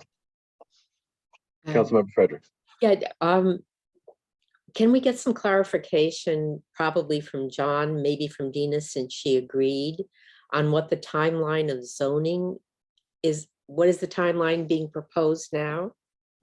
Well, we are proposing that when we're ready to, sort of in the same time as we're ready to adopt the general plan, that we'll have these zoning pieces in place. So it's not changed? No. Thank you. We're crafting them now, council member.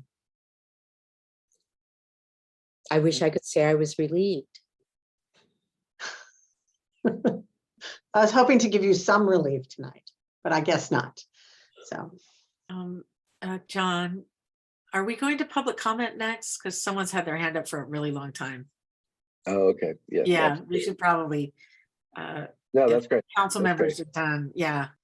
Yeah, if council members are through, then let's go to public comment. Thanks for the reminder. And I see Julie Jacobs is ready to comment.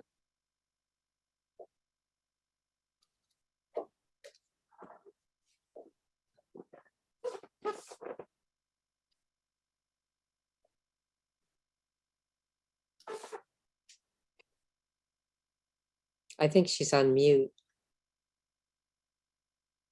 I have two questions based on what Dina just presented about timelines. Thank you so much for presenting this and for giving an opportunity for feedback.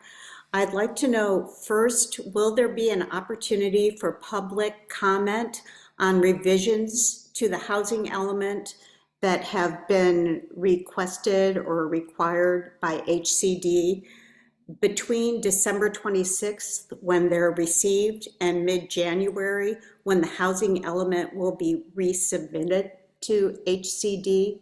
That's the first question. And the second one is, if the town were to adopt objective design standards sooner rather than later to try to avoid any gaps after January 31st, when there are no restrictions on developers who might submit plans, is it possible to modify objective design standards that have been adopted? Thank you so much. Great, thank you, Julie. It would be great, actually, if we could, I don't know if Dina can reappear and answer those questions. I think the answer to the second question, if I'm not mistaken, is that, you know, if we adopt objective design standards by resolution, they absolutely can be further modified later. But with regard to the first question about public comment, I think the question is, after we put up the HCD comments, when is the public able to comment on them? Sounds to me, based on what you said, that the answer would be at the January 18th council meeting, but is that the correct answer? So once we receive the letter from HCD, which goes through and makes comments to what we've done, we're going to have to respond to those. So that would be an opportunity for the public also to look at what those comments are and to decide, you know, what they wish for us to proceed forward with. So I think that would be one opportunity, is during the time, once we put that letter out at Christmas time, and then during 3 to 4 weeks, really, that will be. You mean to send letters to let's send letters to you? Is that the? Yes, because while we're revising the document, remember, we have to respond to HCD, so we're going to try to do that as best as we can when we're revising these. But I think that the concerns of the community and how we might address these and what we might do is very important to how we actually craft the document the best we can to answer what the public's concerns are. I know that we can't do that 100% of the time based on what's being required of us from state law, but we will take those. They will become part of the record as well. When we send it back to HCD, we'll send comment letters with us. And then we hope to finalize it after that. So there'll be some time to opine, to provide a written letter to me, to HCD, in a similar fashion that what people have been doing now once we receive that letter from HCD. Okay, thank you. I hope that helped. Doreen Curtis.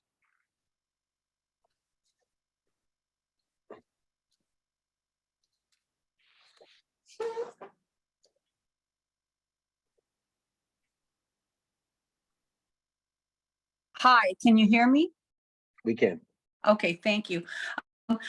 I had a lot of questions. I'm not sure I made sense of a lot of them, but I guess the one that I want to ask right now, based on Dina's last comment, is would we have an opportunity to review the further revised housing element plan after the town revises it based on their comments? And the reason I ask is because I certainly appreciate and hope that we will be able to see the state's comments as soon as they come in.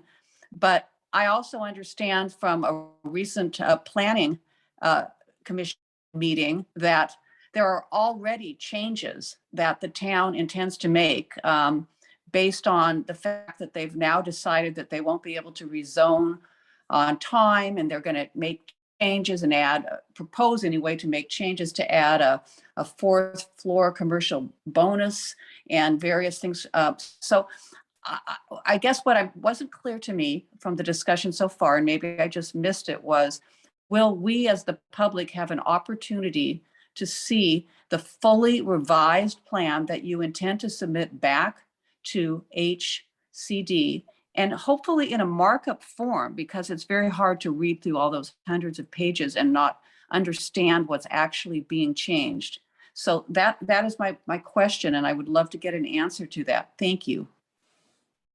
So January 18th is when we intend to have a public meeting, and that would be when you'd be able to see the entire document.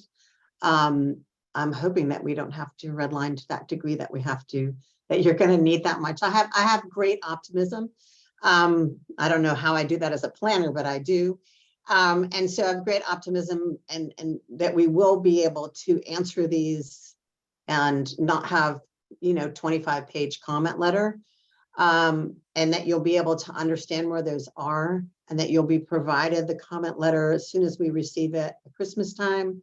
And that when we go to public hearing, you'll be able to see how we responded to that. And that the public would also have an opportunity during the time that, after the time I've given the public opportunity to see the comment letter, that they can respond to that as well. So I think there's several opportunities here.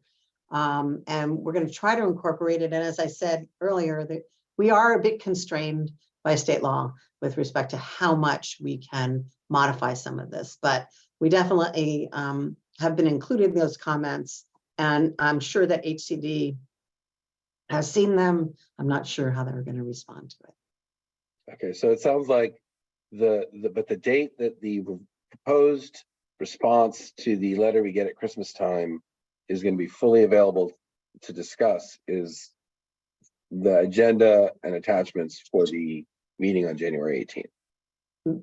Yes, Right? definitely. Yes. Okay, any other public comments? Okay, seeing none, just go back to the council. Are there any other comments or questions that we want to raise on this issue? Okay, great, thank you. I think this was very useful. Appreciate it, Dina. Thank you for presenting that to us. Absolutely. Okay, so now the next discussion item is to discuss landscape equipment ordinance. This isn't an action item. This is a discussion item to get a sense of the council and how it feels about this issue. This is part of the kind of climate action discussion that we're having. A number of communities, I think if I'm not mistaken, Greg will tell us, I think it's Fairfax and San Anselmo have adopted ordinances to phase out non-electric landscape equipment. And the question is the council interested in having a similar proposal come before us? So Greg, take it away. Yeah, it's a very brief staff report, Mr. Mayor. Thank you. As the mayor indicated, this is a discussion item. And we just wanted to give you first a little bit of background. The town does currently have an ordinance that deals with landscape equipment, but it's very specific to leaf blowers and hedge trimmers only. And that ordinance bans the use of gas-powered leaf blowers and hedge trimmers in residential areas, and bans their use in certain commercial areas by time, on a time basis in non-residential areas. Again, it's very specific to leaf blowers and hedge trimmers.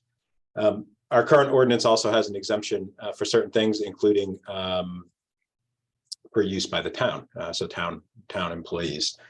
As the mayor indicated, several communities, Fairfax and San Anselmo being the most, I think the only Marin community so far, have recently adopted much more stringent ordinances that are designed to phase out virtually completely the use of gas-powered landscape equipment. And we provided to you as part of the staff report, I believe, the Fairfax ordinance.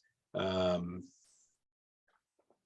if I've got that right, the Fairfax ordinance bans the use of all non-electric or gas-powered landscape equipment for residential use, actually as of January 1st this year, and then bans the use of gas-powered landscape equipment for commercial businesses a year later on January 1st, 2024.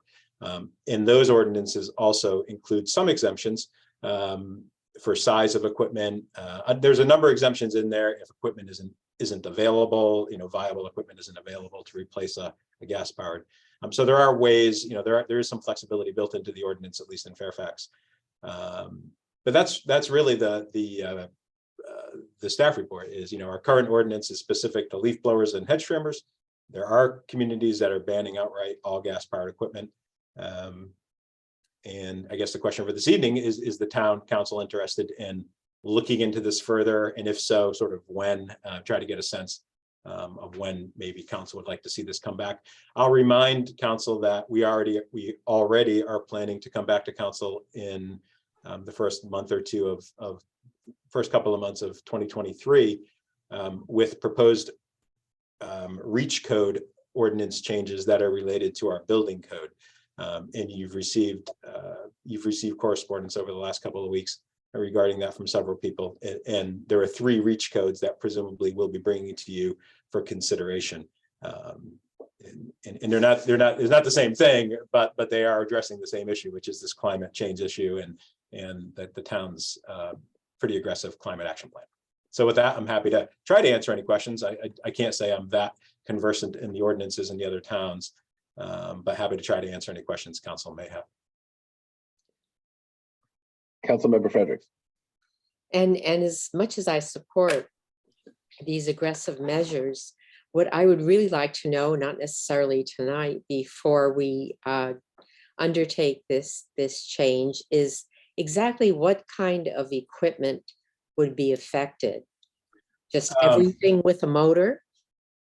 I think the short answer is yes. I'm trying to quickly look at the definitions in the. I believe it's primarily lawnmowers, hedge trimmers, and leaf blowers. So it'd be weed whackers, lawnmowers, hedge trimmers, chainsaws, virtually anything that the town would use, or a person would use in their yard, right? So think of any piece of equipment that currently has a gas engine or potentially has a gas engine. And in theory, if there were a suitable non-gasoline version or electric version available, they would be required to use it. All right, I guess what I don't have the sense of, and I think you addressed that by emphasizing the flexibility in the Fairfax ordinance, is what's available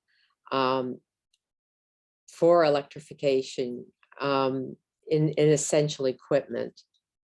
And I would assume that the flexibility would cover that. I have no idea what, for instance, the town public works people would need to use that is covered by this besides landscaping things.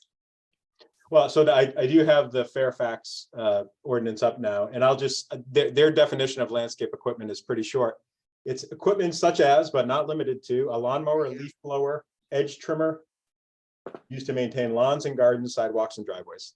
That's their definition. And I did read that. I just wondered what someone might roll into that. But, I'll withdraw the question. I'm sure there'll be unforeseen impacts and we'll just deal with them. Well, and what I would say is that, yeah, the thought is, do we want to direct staff to prepare an ordinance along these lines? And then whatever we do needs to be, adjusted for Tiburon, whatever we think is the right answer for us. The thing that's interesting to me about how this has evolved is that originally, I believe, the leaf blower ordinances were about noise. Yes. And that is a significant concern. Now, these ordinances are coming up in the context of climate, and it is, and I don't have the statistics in front of me. Maybe we can have it if it comes back to us, if we decide to ask for more. But my understanding is that lawn equipment, the motors in lawn equipment generate a hugely disproportionate amount of greenhouse gas in, dozens of times or even hundreds of times more than a vehicle does now. And so, it's just a low-hanging fruit as one of our pieces of climate action to try and constrain these in some way. And I'm not prejudging what we would decide to do in Tiburon, but take a hard look at it and see what we think is appropriate to kind of phase them out. Yeah.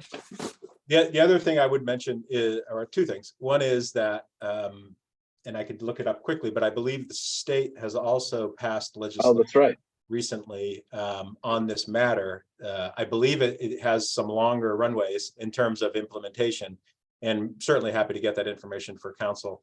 So it may be that the state law is going to eventually be an umbrella for everybody on this issue, but I can't recall how stringent the state legislation is or when exactly it kicks in.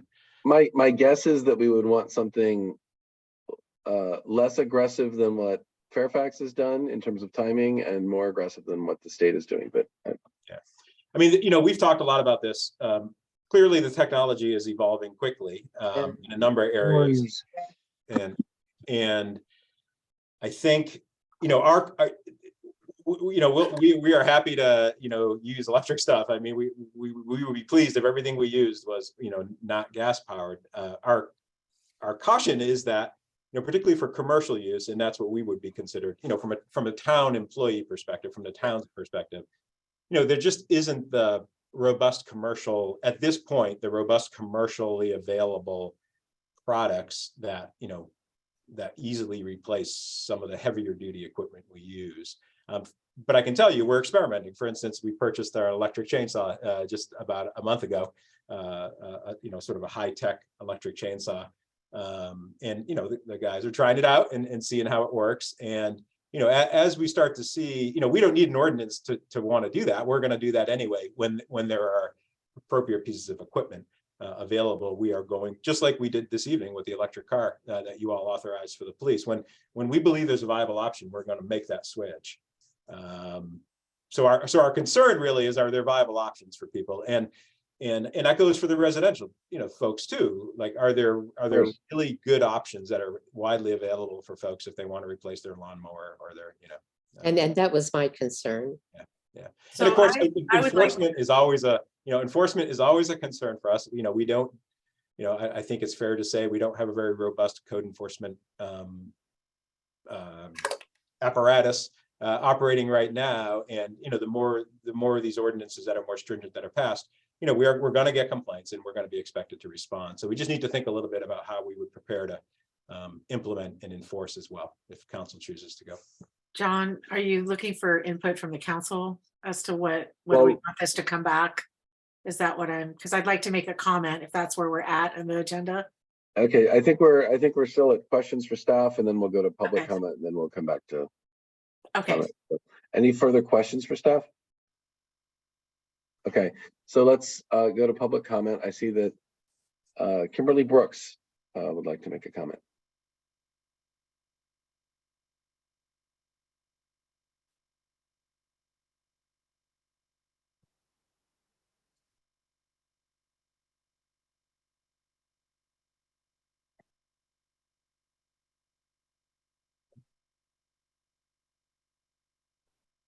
Hello? Hello? Can you hear me? We can. You can. Okay. Hi, I'm actually Peter Brooks. I'm using Kimberly's helping me. I listening to your initial comments, as long as viable alternatives are available, there's simply not the tools available to dismantle trees with electric tools yet. So that's fine. My other comment, as much as I support not the noise reduction that the lawnmowers in particular create in my neighborhood,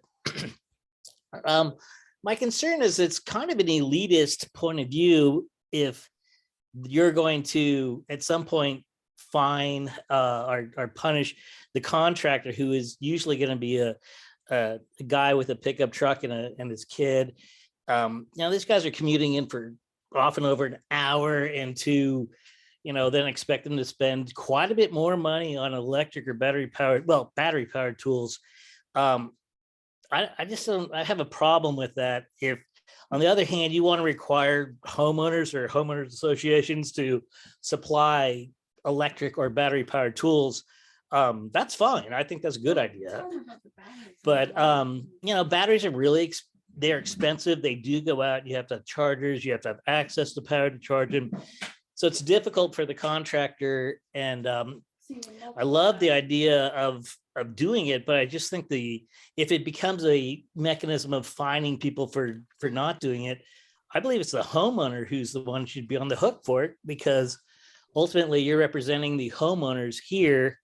And it's like City of Belvedere, when they did their blower anti-blower codes or whatever it was, it created greater cost. And it's like, well, great, you guys voted for it, so it's going to cost you an additional $100 to clean your driveway now. As long as you're willing to pay for it, that's fine. But to ask the contractor to do it is, I just think it's an elitist point of view. Yeah, thank you. Thank you. Okay, any further public comment? Okay, so we'll close the public comment session and bring it back to council. I believe Councilmember Thier.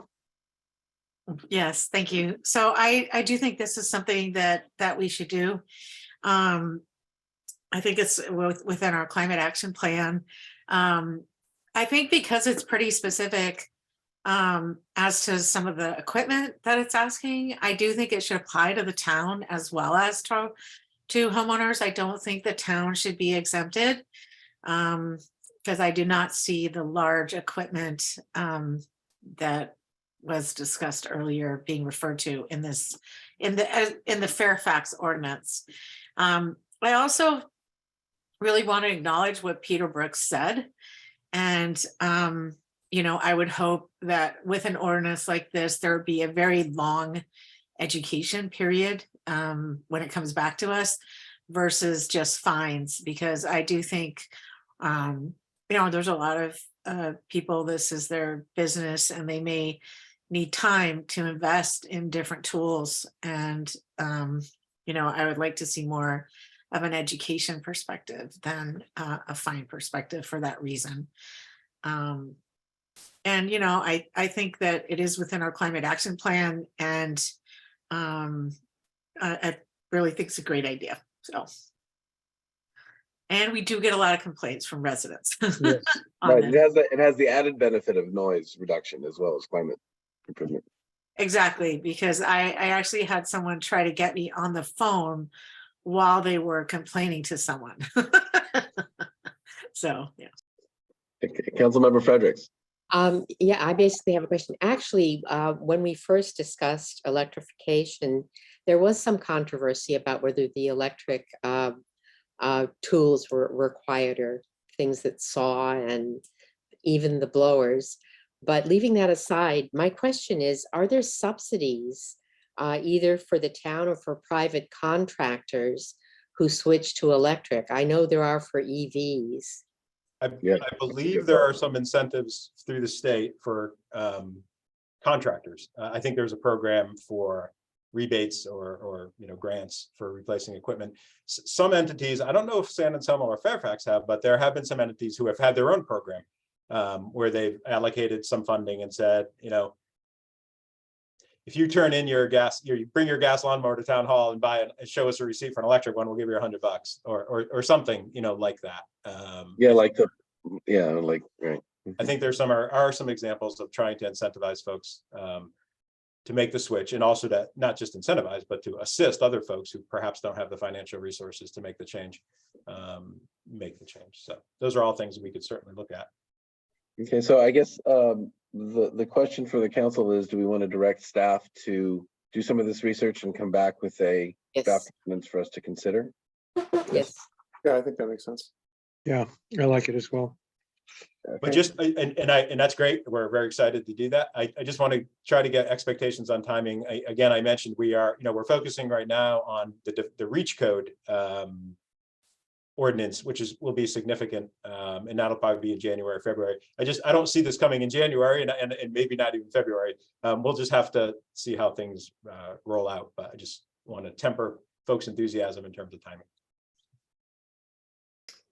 I think we'll be enthusiastic no matter what timeline you can meet.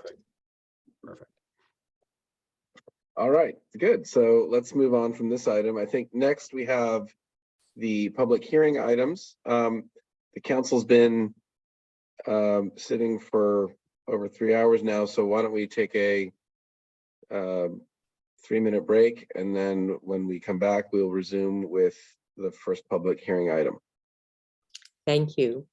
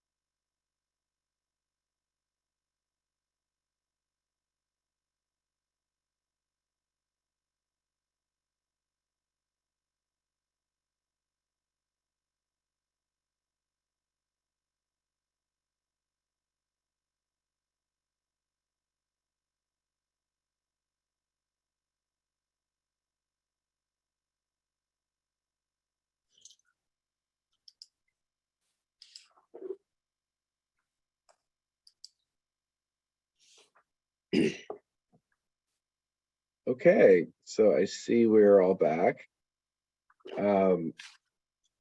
So let's resume. Our first public hearing item are municipal code amendments. Can I have a staff report, please?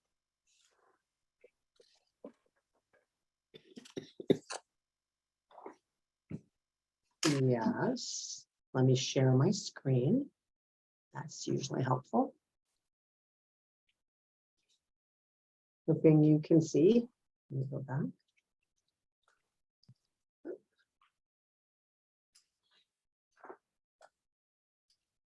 Started at the wrong place. I do apologize. So I hope you can all see my screen at this point. Can you? Yes. Okay.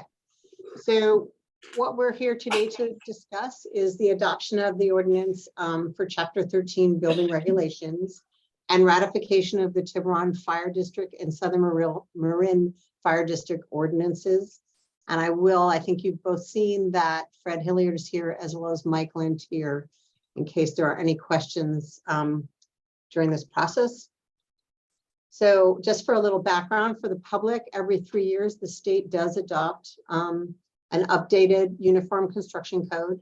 And typically local agencies adopt their codes and in some instances modify their codes. The modification may include more restrictive requirements, but never or not less restrictive ones. The new state codes or building code 2022 will go into effect January 1st, 2023. That's why we're here with you tonight. As some of you remember, the town council did hold a public hearing on October 19th to consider this ordinance. The draft ordinance was approved as proposed with one question from a council member regarding the language that was found in section 105.5 of the existing ordinance. And that language was related to the use of the word shall versus may with regard to the expiration of permits and the request for extensions. This section of the code is generally looked at as a way in which to encourage projects for quick completion. By the time we get to that extension, it's usually over 3 years or at least 3 years. So that was put into place in 2019.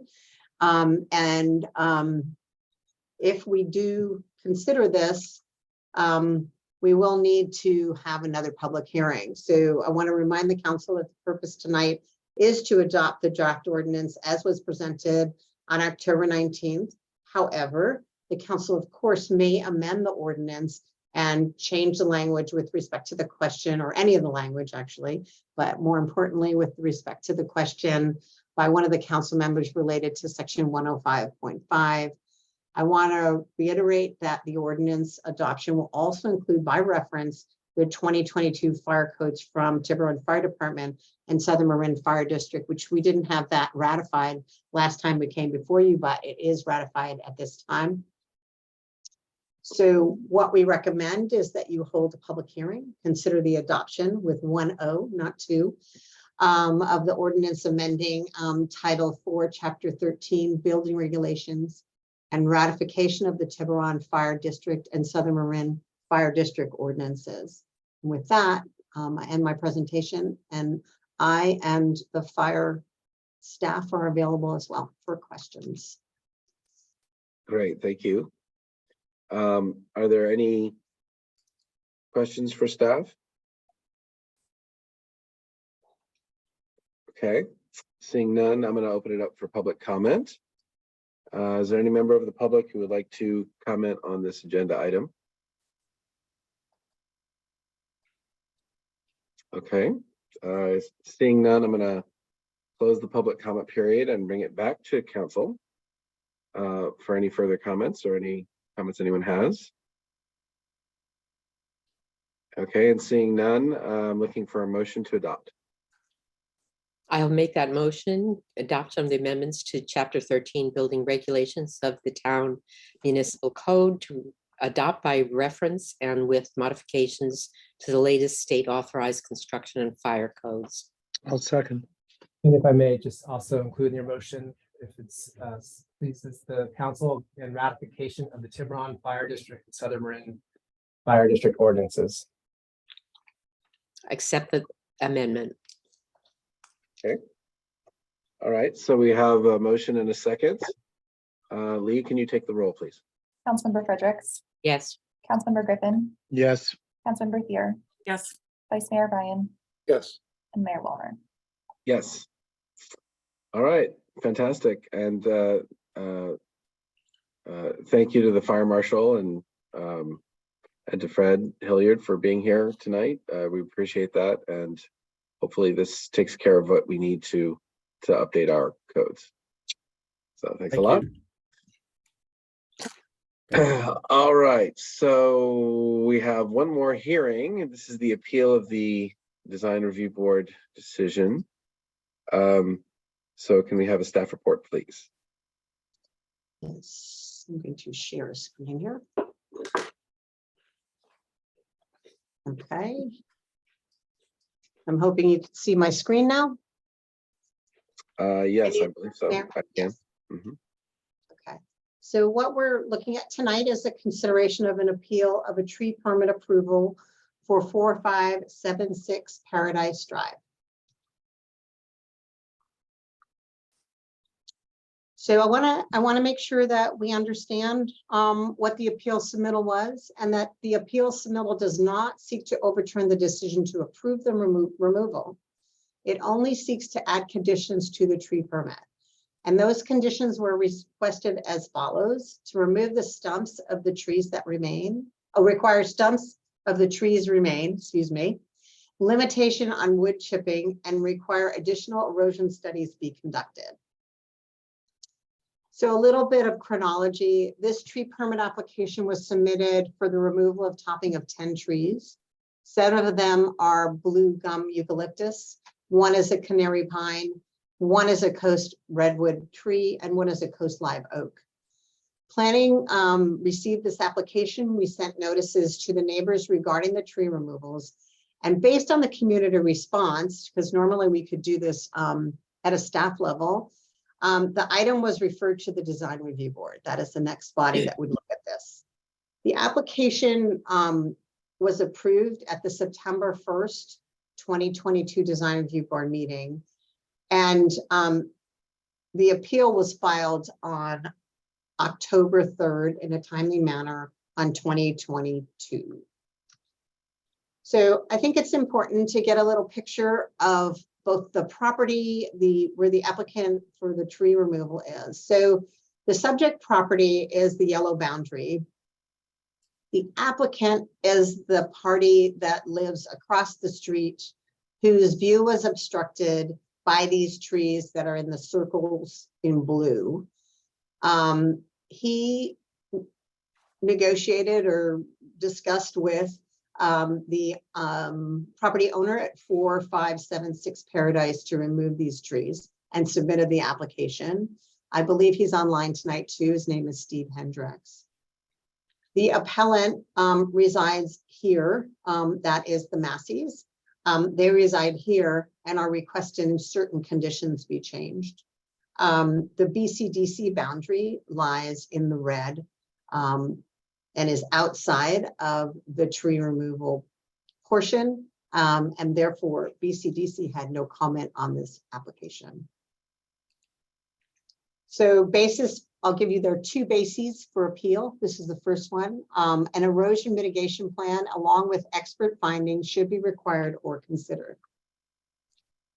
A report was submitted to town staff in which the applicant's civil engineer concluded that the execution of the proposed tree work will be inconsequential to the potential for generation and/or continuation of erosion processes at the subject site during any reasonably foreseeable future.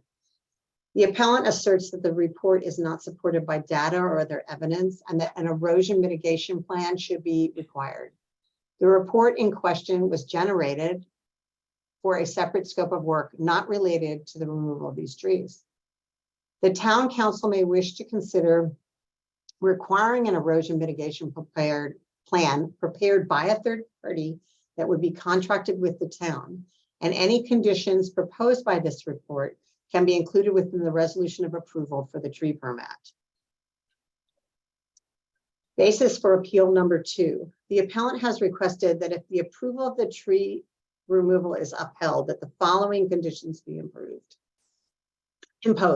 The tree stumps shall remain on the property to prevent further erosion and potential washout. The use of wood chipping on the property shall be limited and comply with the town's noise ordinance. Although the board was supportive of the stump preservation, the motion that was adopted did not include a condition requiring tree stump preservation as a final approval. And this is important because I wanted you to understand that the design review board did consider that as in their discussion.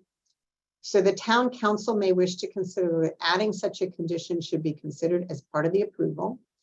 And furthermore, if an erosion management plan is proposed by the town council, the report will include an evaluation of the impact of the removal versus preservation of the tree stumps. So we would suggest that if the council decides that we look at an erosion management plan and contract with someone, that is included as well, that we evaluate both removal and preservation. And furthermore, the existing conditions of the approval of the times in which tree cutting can happen is between Monday and Friday from 7 to 5, and Saturdays 9:30 to 4. And only quiet work is allowed to be performed on Saturdays. So noise from a source associated with the permitted work, including chippers or other machinery, should not be plainly audible at the property line. Sundays and holidays, no work is allowed. The town council may wish to consider if further limitations are appropriate, such as reduction in hours and days of the week. So what we recommend, you've got 3 different recommendations or actions tonight. So you could grant the appeal approving the tree removal with the added conditions and direct staff to return with an appropriate resolution for consideration of adoption at the next meeting. Deny the appeal upholding the approval made by the design review board and direct staff to return with an appropriate resolution for consideration of adoption at the next meeting. And thirdly, remand the matter back to the design review board for further hearing, review, and action. In doing so, the council shall provide a specific description of the outstanding and unresolved issues for the design review board to consider. And with that, I'm available for any questions.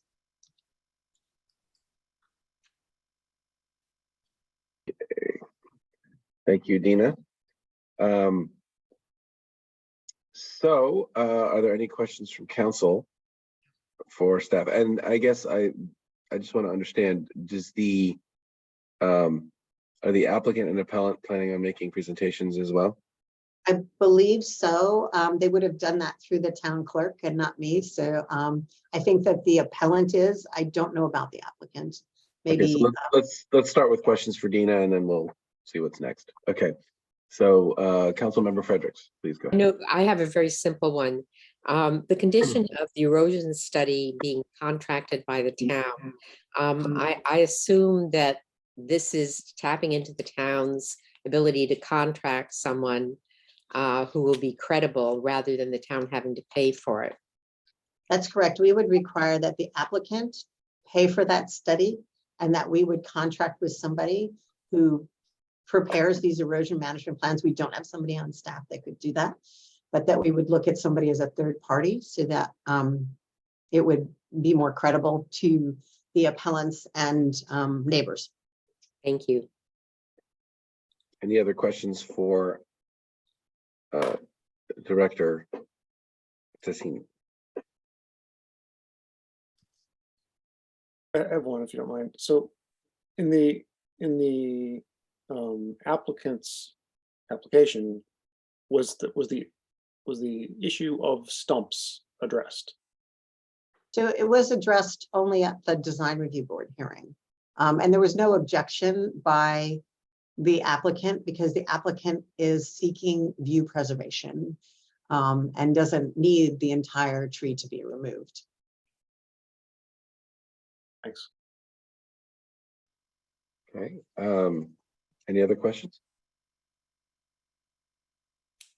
I'll just ask, just as a follow-up to that. So there are three parties here. There's the applicant, there's the property owner, and then there's the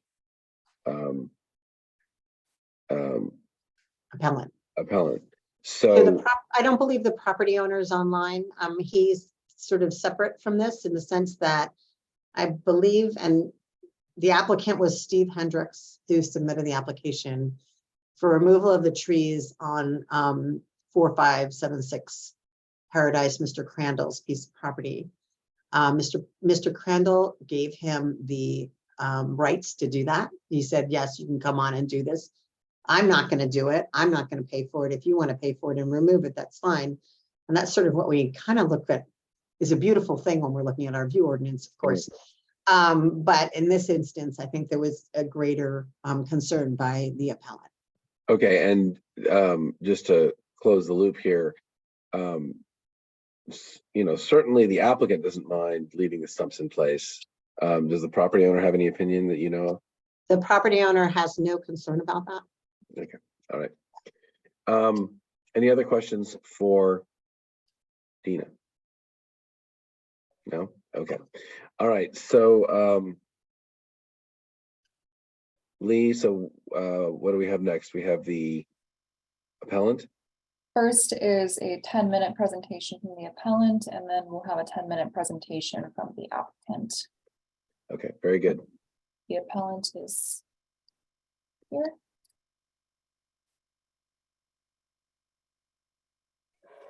Great.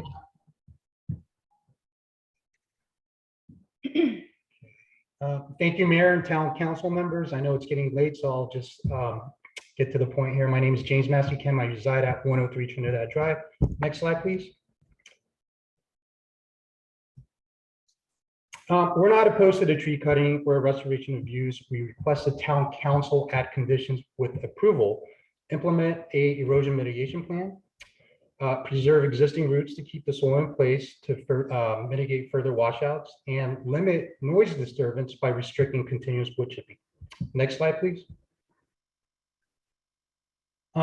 Here's an aerial view of 4576 from 2019 when the property lot was purchased to 2022. There's been drastic changes over 3+ years. An approved mitigation plan must be put in place before additional trees are removed. Next slide, please. The property is on a severe downhill slope. BCDC issued an alleged violation for erosion in January 2022. The town municipal code number 557, chapter 20A requires projects to provide an urban runoff pollution prevention plan. Next slide, please. So here are some pictures from the October 21st rains. The vantage point from 99, 103 Trinidad, 107, and 111.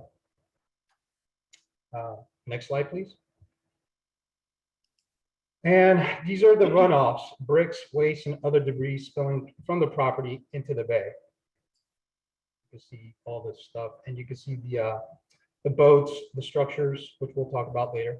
Next slide, please. And here's more debris, bricks, sedimentation build. Next slide, please. And you can see the shoreline changes as well. About a foot of sedimentation has built up along the shoreline, which causes the channel to narrow. Next slide, please. So October 21st, rainstorm, it was historical, but historical data shows that there were many previous major storms in 2018, 16, 14, 2008, 1995, 1994 that resulted in equal or greater rainfall. South Cay residents who lived here for 10 to 25 years have never witnessed erosion, destruction like last year before Sierra Pines purchase. Here's some graphs. Next slide. I want you to focus on the county rainfall history. So the slide on the right, the graph or the table on the right is pretty important. October 24th it rained 10 inches, but December 12th rained 5 inches. This shows the highest daily rainfall ranges from 44 to 8 inches within the past decade. Next slide, please. So on December 12th, Marin had 5 inches of rain. Leah, if you could click on that video. This is December 13th, a day after you could see the runoff. There's no rain. It's just going into the bay. Leah, if you could click on the December 14th, this is 2 days after. You can see the waste, the brown stuff going into the bay.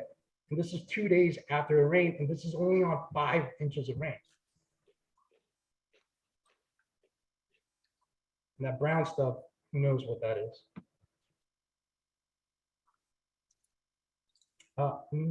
Next slide. So we commissioned a civil engineer to perform a topography survey to note the changes to the Bay 4. The gray line was the ground surface in 2020.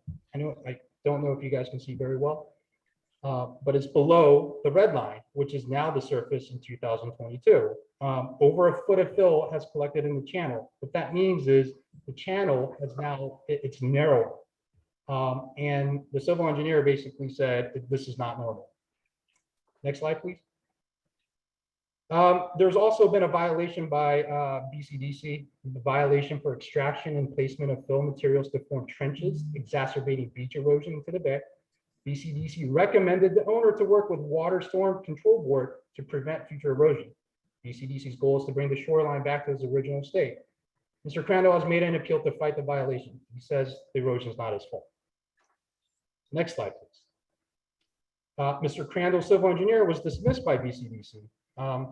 They basically said he lacked foundation based on inadequate review of evidence and outside of scope of expertise. I think the staff planner should not dismiss this fact and require further expert analysis to validate the engineer's claim that the tree work is inconsequential to the erosion process. Next slide, please. Mr. Ortiz to the town said the tree work is going to be inconsequential to the erosion process. Yet to BCDC, there was a conclusion where he wrote, it is also recommended that erosion that occurs on any slope should be repaired post-haste before it can enlarge into landsliding, and that if possible, a dense growth, a deep-rooted ground cover always be maintained on all exposed slopes. Period of upkeep on surface drainage is also required. The town should not overlook this contradiction. How can the town take Mr. Ortiz's word that the erosion will not be an issue? Next slide, please. And this is California Department of Fish and Wildlife. They made a site visit in February 2022, and they confirmed 2 drainages, streams and channels that lie within the property and within their jurisdiction. There's a northern drainage, and there's a southern drainage next to my house. So the northern drainage is running along where the proposed tree and where the cows reside. Next slide, please. So in this report, they recommended prior to tree removal at the northern drainage, this is where the trees reside, CDFW be notified and erosion control measures be implemented. Tree replacement with native species. Work with BCDC to address shoreline issues near the southern drainage. CDFW would like to see restoration of the channels to address the incision and removal of bricks present. In addition, directed the owners to remove the structures along the shoreline, which the owner did not do, nor does he have permits to do. CDFW's recommendations were not included in the September 1st staff report, nor were they discussed with the design review board. Only a nesting survey and timing of the removal were reviewed. Why? Was the town aware of these recommendations? Mr. Ortiz's letter from June did not address CDFW's recommendations either. Now, there's 2 governing agencies that have directed the homeowner to implement erosion control. Why is the town ignoring these recommendations? Were they not informed or just overlooking these crucial details? Next slide, please. So the location of the trees to be removed, the northern drainage runs right dead smack between the yellow and the blue and where the trees are supposed to be removed. Next slide, please. And here are the municipal code ordinance that the town has adopted, Chapter 28, Town of Tiburon Urban Runoff Pollution Prevention Ordinance. This should be applicable to the property. I'm not going to go into all the details, but it's in the town ordinances. Next slide, please. So in summary, and the request of the town council, the number 1 concern here is erosion. Why does the town's municipal ordinance, chapter 28, not apply to this property? Erosion has been identified as a problem by BCDC and CDFW. A follow-up to both agencies' recommendations prior to tree removal should be adhered to if the applicant has not already done so. And require expert findings and homeowner to work with the California Water Storm Board to validate the erosion will not be an issue going forward. And consider delaying the approval since the trees to be removed reside directly downhill from the campus until a prevention plan is approved, a waste management plan is approved. Approval with conditions, this was mentioned, leaving the tree stumps. It was seconded by Chair Berger, but it wasn't clear if it was approved. But that's secondary. And restriction on wood chipping. Mr. Crandall previously would wood chip for hours with zero regard for noise disturbance. We've dealt with 5-6 hours of continuous wood chipping. So it would be awesome if you guys could implement the noise ordinance number 25-1, if it could be respected and adhered, and just request the town to visit the properties that's in effect during low tide. Some of the council members have already done so. And Mr. Crandall, continuously claims that he's the victim of harassment. I mean, I like to disagree here. The community has endured the negative impacts of his actions for the last 3+ years, and have been subject to the complaints to the local and state authorities called sheriffs on us. Next slide. And in conclusion, we're not against the tree removal to preserve the views. But it shouldn't be done at the detriment of the community located downhill. There's 7 or 8 homes located downhill where it's impacted. Rely on facts, pictures, and data presented. The water channel behind South Paradise K has narrowed. It's confirmed by a civil engineer. This is our backyard. Erosion is many of the concerns that Paradise K has with Mr. Crandall. All documents are available for review at the town's request. Thank you.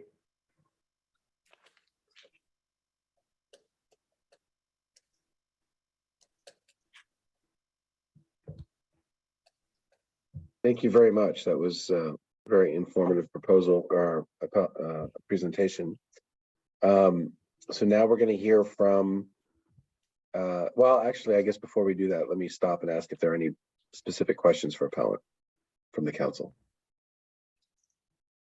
Go ahead, Vice Mayor. Can I ask a question of staff, actually, because the appellant referenced Municipal Code 20A, Chapter 20A. Dina, can you talk about how that is or isn't applicable to this? Normally, for the urban pollution permits, it's done with a construction project and not with tree removal. So therefore, we didn't apply this in this instance. I would say that, you could look at it and see there are certain places where you could apply everything to that. But normally when we apply that, we apply it with projects and we have to put hay bales down and make sure things aren't going through drainage canals when you're removing and grading and developing your home. But we generally don't do it for tree removal. So that is why 20A to us should be applied, or has been applied, not should, but it has been applied solely for construction projects. Yeah. Councilmember Fredericks, is that? No, Councilmember Griffin was before me. Okay. Just a question in terms of procedure and protocol. Was this presented to staff first, or is this first time this is being seen by the council? Which part are you asking? Is this for staff question or? I'm asking Kim. Oh, sorry. So I don't, the California Department of Wildlife report was never presented to the staff. We had to dig it ourselves. It's made to the public. And we want to just present this to the staff, Dina and the council members. And I think one of the items, number 6, says that all the CDFW's requirements need to be met. So in this case, I don't think number 6 requirements are met. Resolutions. Okay, so staff is seeing this first time, the same time that we're seeing it for the first time. Okay. I don't know. Maybe Dina saw it. Have you seen the California Department of Wildlife report? Yes, and we contacted both CDFW and BCDC as part of this process, and neither of them responded to several inquiries from us.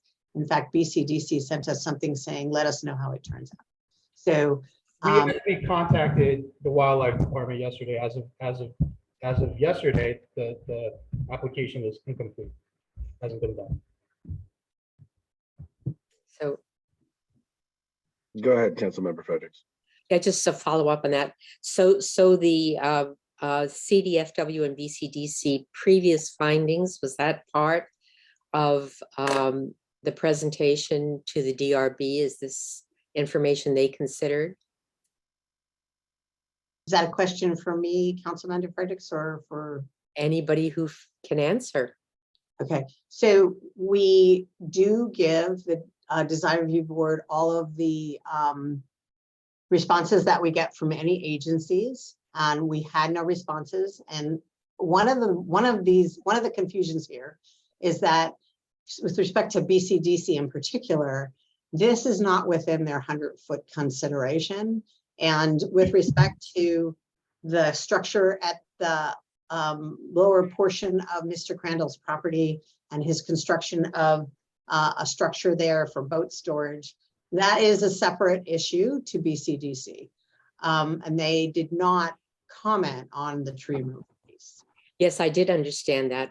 Really, my question was whether the information in the presentation by Mr. Massey Kim was available to DRB. I do not believe so. Thank you. Other questions? Okay, so let's move on to the applicant's presentation. I just need a moment to bring them in and get them all set up.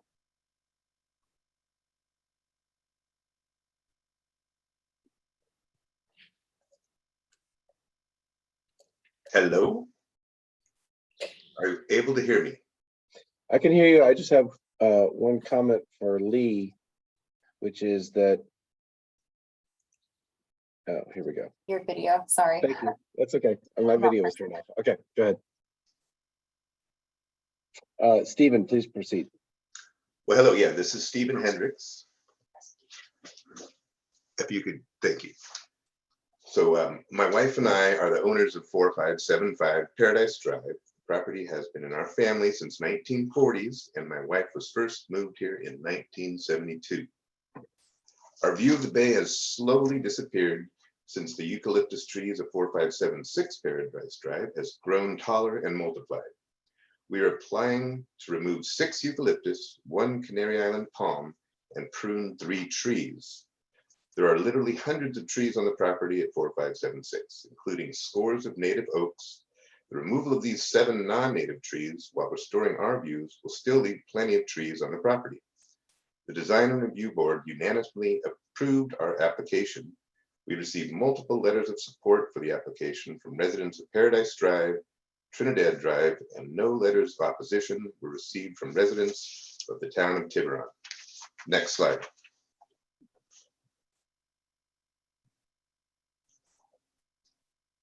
Next slide. So as shown in this site plan, trees 1 through 7 are proposed for removal, and trees 8 through 10 are proposed for trimming. The appellant's home is highlighted in purple. Next slide. The town adopted a view ordinance to protect people's views from disappearing, like what has happened at our property. The property owner and myself reviewed the town's view ordinance as part of the process of determining a course of action. The view ordinance gives property owners the right to restore their views. After a number of discussions, ultimately, we found a mutual agreement solution which we intend, or in the intent of the view ordinance. Next slide. This is a photo from inside our living room. Behind the trees is the photo of the San Francisco Bay, which we used to have an unobstructed view of. James Mallet, who is an architect and member of the DRB, said his calculations show a loss of at least $400,000 to $600,000 worth of value to our property because of these trees obstructing our view. Next slide. There's no question that there was an erosion on the beach at 4576 after the record-breaking October storm where the southern drainage way drains to the bay. Water from some of the 17 homes on Mateo Drive, 5 homes on Pellegrinelli Drive, 4 homes on Paradise Drive, and 10 homes on Madison Drive, 1 home on Taylor Road, Paradise Drive itself, including Ring Mountain, all drain water through this property. According to our civil engineer, in all, about 60 acres drain through this property. Trees can help stabilize soil, but their removal does not cause erosion in other locations. There were no trees removed where the erosion occurred, and no erosion occurred where the trees were removed. The stumps are being left, so the root system will continue to hold soil in place. Next slide.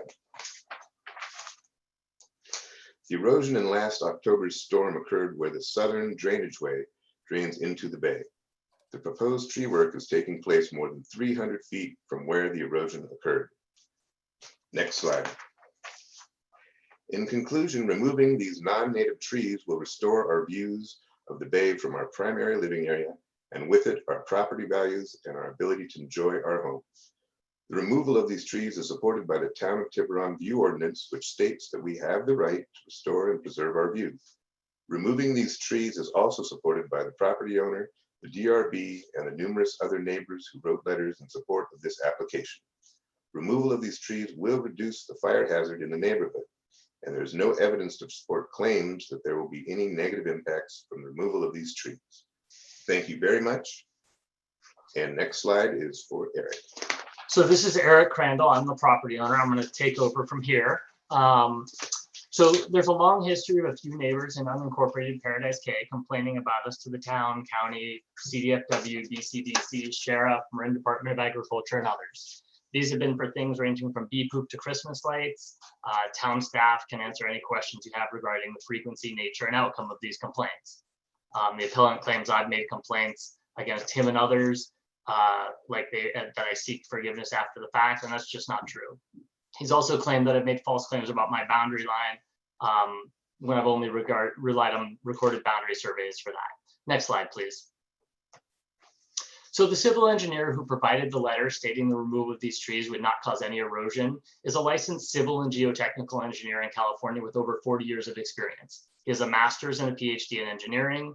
He's also a qualified stormwater pollution prevention plan developer, which is a special certification for dealing with runoff and erosion control.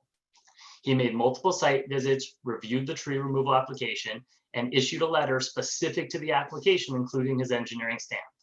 It's unclear what qualifications the applicant would like the engineer to have that he does not possess. Next slide, please. The appellant is claiming that the BCDC discounted the civil engineer's finding, and so the town should as well. Here's what BCDC wrote. Moreover, BCDC has received eyewitness reports documenting the activities described in our January 19th letter. Mr. Ortiz's assertions cannot be reconciled with these observations. So the civil engineer's letter was not consistent with the allegations made by the appellant, and so BCDC felt the conclusions in the letter were in question. The eyewitness statements were also contradicted by observations from the California Department of Fish and Wildlife, Marine Resource Conservation District, and the Town of Tiburon building official. Next slide, please. So here are some of the allegations made to BCDC. That I established a marina 20 feet from the shoreline, that they witnessed me digging into the beach with a shovel to redirect water flow into the bay. And currently at this very moment, we are witnessing an excavator doing work along the elevated slope of his property right above the shoreline. Reading this, I understand why the BCDC would be concerned. However, once you visit the site, it becomes clear that these claims are misleading. BCDC has never been to my property. The marina consists of a rack for kayaks, paddleboards, and a pedal boat, and an aluminum motorboat on its trail. All these items rest on the ground and are not permanently affixed. Next slide, please. Doug Haight, Tiburon's chief building official, came to inspect the allegations of an excavator doing work right above the shoreline. He wrote an email back to BCDC just 35 minutes after they had received the email complaint from the neighbor. Mr. Haight wrote that the work he appears to be doing with the excavator is cleaning up the brush and fallen tree limbs, which does not require a permit. Mr. Haight was able to see this work from the street, which if you are familiar with the property, you know that Paradise Drive is on the opposite side of the property from the water. So no work was being done on or near the shoreline as alleged. Next slide, please. The Urban Streams Program Manager for the Marine Resource Conservation District visited the site, did an inspection, and wrote that the area does not appear to have been unnaturally altered. A senior environmental scientist from the California Department of Fish and Wildlife made an unannounced site visit looking for unpermitted tree work or unpermitted work being done in or near the drainage ways after receiving complaints. They issued a report and no violations were found. And Alex Ortiz, a licensed civil engineer and a qualified stormwater pollution prevention plan developer, made multiple site visits, performed due diligence, and wrote a letter detailing the site conditions and concluded that what occurred was a natural process and recommended no action be taken. Next slide, please. After numerous phone calls and emails with BCDC, they chose to send me a notice of alleged violation based on the eyewitness reports they received, despite the reports from the civil engineer, Marine Resource Conservation District, and California Department of Fish and Wildlife. As I did not do anything wrong and had ample evidence to support my case, my attorney initiated the appeal process with BCDC by requesting a hearing with BCDC's enforcement committee back in May. We're still waiting for BCDC to begin that process. Next slide, please.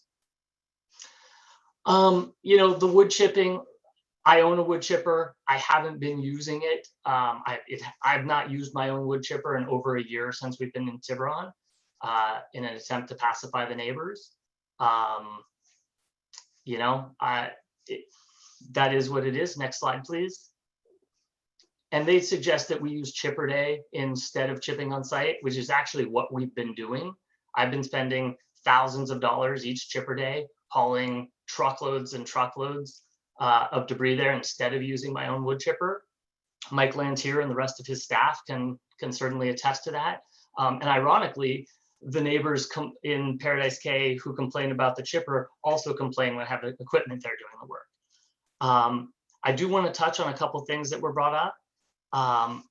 The first is that California Department of Fish and Wildlife, we have a permit application in with them for this same tree work, and the ad application is complete and no tree work is going to happen without CDFW issuing that permit.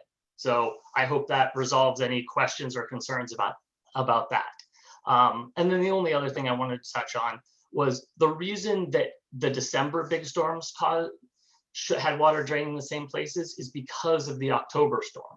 The October storm cleared new ways for the water to drain, and all the storms following that, the big storms, the water followed that same path. I'm here, I'm available for any questions you may have, and thank you very much for your time.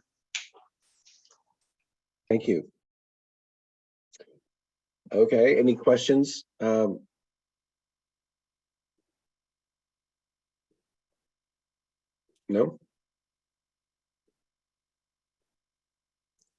I'm looking at Vice Mayor Ryan. He seems to be moving, but no. Do I have some time to rebut? Yeah, there's a rebuttal. So there's a rebuttal period. Not yet. Not yet. Not yet. Not yet. Oh, We're still asking questions. Go ahead, Councilmember Griffin. Do you see that BCDC has not responded to you because your charges are, what you allege is correct, or it's just a crush of business? What do you think? You know, I can't speak for BCDC. We disputed the allegations. They didn't want to back off, so we submitted that formal appeal back in May asking for a hearing in front of the enforcement committee, and we've not heard anything. Your guess is as good as mine as to why that is. Other questions? Actually, Vice Mayor, go ahead. so I know this is probably unlikely to know the answer, but is there a ballpark on sort of the number of man hours of wood chipping required to complete this project? Is that something you can answer, or is that just? I have zero idea, right? Like, and this isn't going to be my wood chipper. My wood chipper is like a prosumer thing that I was using to get rid of stuff. I mean, these are big eucalyptus trees that, you know, I'd be lying if I gave you any kind of estimate. Fair enough, thanks. Okay, so thank you. Now we move to the 3-minute rebuttal for. Mayor, if I may first go to public comment before we do the rebuttals. Oh, is that right? Public comment before rebuttals. Okay. So let's see if anyone Any member of the public has a comment at this point? It looks like a few do, so let's hear from Cynthia. If you could give us your full name when you introduce yourself, that would be helpful.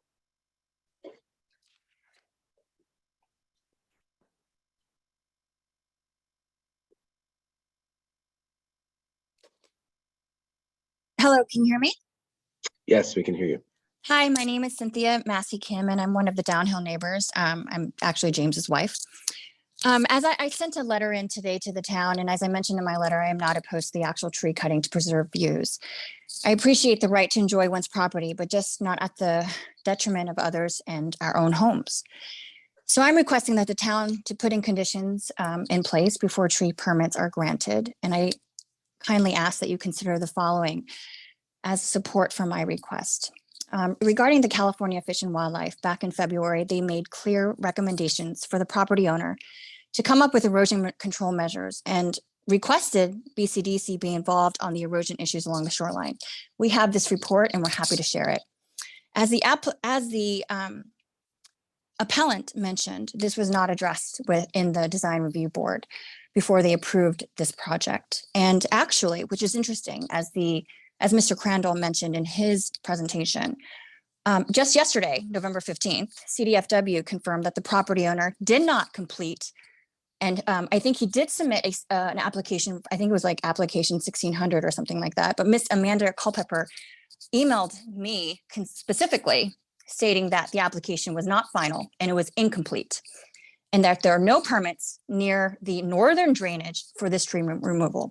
And the applicant in his presentation made a note about the southern drainage and how that caused the erosion by the shoreline. And that may be true, but the northern drainage actually is the one that is below where the trees are to be removed. And that's where CDFW is calling out this erosion mitigation measure. Just to reiterate, the town's resolution exhibit A, condition number 6, states that any requirement of the CDFW must be met prior to and during the tree removal process. Yeah, BCDC may not comment because it's outside of their jurisdiction, but CDFW did. So I request that the town ensure that the property owner follow both the requirements by both agencies before any tree removal is completed, so that there are protections in place to prevent further erosion to the shoreline. That can also lead to pollutants downhill into the bay. This condition of working with CDFW and BCDC also coincides with Tiburon's municipal code. And I know Dina spoke to this, but I guess it depends on how you interpret the code, but it seems to be applicable to this tree removal, in my opinion, as it calls for a runoff plan for, quote, soil disturbing activities and pollutants, quote, end quote. And as you've seen in pictures or in person, siltation is a problem along the shoreline. October rainstorm last year was not the sole cause of the erosion. Mr. Crandall keeps mentioning that, but as the appellant mentioned in his presentation, there have been many rainstorms that have been greater. Mr. Crandall removed all those trees without a replanting plan to prevent erosion. So I asked the council to require a plan that meets the requirements of CDFW, BCDC, and the town before further trees are removed. Thank you. Thank you. Okay, so let me ask the town attorney. We've had public comment already. Do we need to have a public comment following the rebuttal? No, it's public comment, and I just want to make sure no one else has any public comment. Okay. And public comment, and then 3 minutes for each side for rebuttal. For each side. Okay. All right. So now rebuttal for the not the appellant, but the applicant and owner. So the civil engineer was dismissed by BCDC. Hold on. Wait. I'm sorry.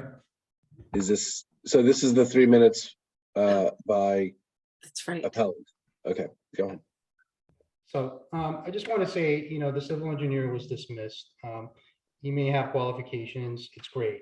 The fact of the matter is his expertise was dismissed by a state agency.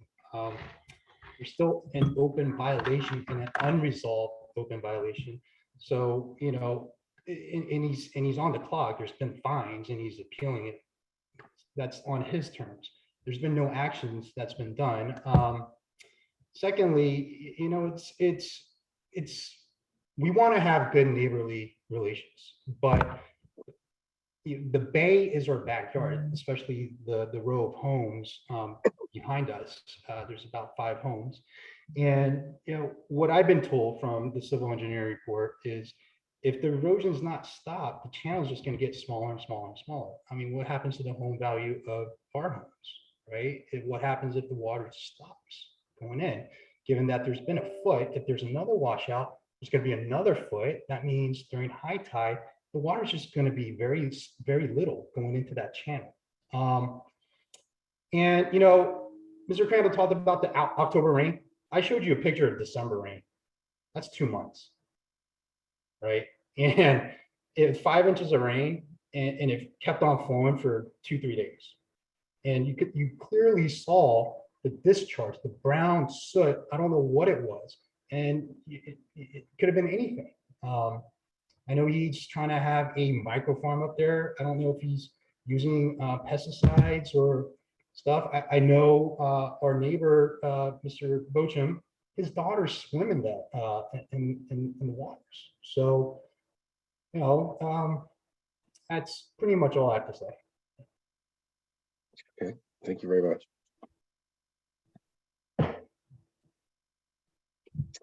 Okay, so I think we've heard all the presentations. Discussion. So who'd like to start? I think get 3 minutes also? Randall. Yeah, the applicant is now entitled to up to 3 minutes of rebuttal, and then it's concluded. Okay, all right. I promise I won't use my full 3 minutes. That's okay. I need to review my. So Hearing I just want to emphasize that we are getting a permit from CDFW for this work, and so that was a condition that can continue to be a condition. No work is going to take place until CDFW issues a permit. So, And what's the basis for your need to get a CDFW permit? So because some of the trees are near the drainage way, they could be in CDFW's jurisdiction, and better safe This than is like sorry. this is a stream bed alteration. That is a stream bed alteration permit, correct. Okay. They did determine that these were artificial drainage ways, so there's some question, but again, it's not that hard a permit to get, and we are getting it, and no work will take place until that permit's been issued. The channel in question between my property and the appellant's property, it was artificially created when Paradise Cay was filled. So the fact that there's changes and things, I don't think is particularly crazy. And the one thing I'd like to point out to the people who haven't been there, the water coming through this drainage way is not coming from my property. There are 4 culverts that cross Paradise Drive and bring water from, I think it's 37 homes and 60 acres through my property into the bay. If those culverts were stopped, there would probably be 0 water in there. So this is not something that I'm doing or I have done. It's water draining through there. We had a historic storm that for sure on the beach caused some erosion. And then following storms, the water followed the same paths. A bunch of that erosion has already, you know, it was 4 feet deep. Now it's 1.5 feet deep, right? It's filled back in. But this water isn't coming from my property. I didn't do anything to create this. The storm did. And to the point of using the bay, I mean, I grew up here. I'm in the bay all the time. My kids play in the bay, right? Like, I mean, I don't know what he's concerned about going into the water, but anyways, we're not polluting this thing. And again, we are getting CDFW permit, and that's that. Thank you very much. Thank you. Okay, so we've closed the public comment period, but it looks like we have one more comment. So unless the town attorney objects, I'm going to go ahead and reopen it and let Joy make a comment.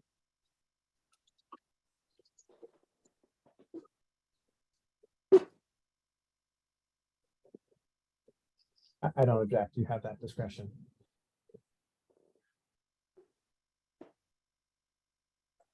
Hello, thank you so much for fitting my comment in. I was going to comment earlier, but most of the discussion has been regarding erosion, which is a problem.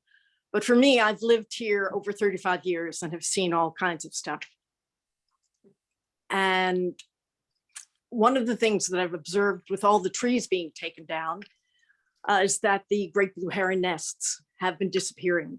And now one of the trees that's also included to be taken down has 2 nests, and great blues have still been there every day now, and they go through the practicing mating. It really hurts me that that's going to be gone, and I hope they at least give them 1 more nesting time. There were 8 babies born last year. So thank you so much. I appreciate it. Thank you, Joy. Thank you. Okay, so seeing no further comments now, I'm gonna close the public comment period. And I believe we've heard all of the presentations and rebuttals. So I'm gonna bring it back to the council for discussion. Who'd like to start?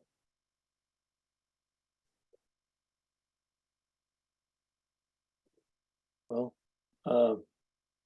doesn't seem like anybody wants to start, but so I might as well get it out of the way. So there's a couple of different things, right, that we're being asked to do, and I at the risk of oversimplifying, there's one that seems curious to me, and it is that the appellant and the applicant, or the appellant is asking that the tree stumps be left in, and that the applicant is agreeing that they'll be left in.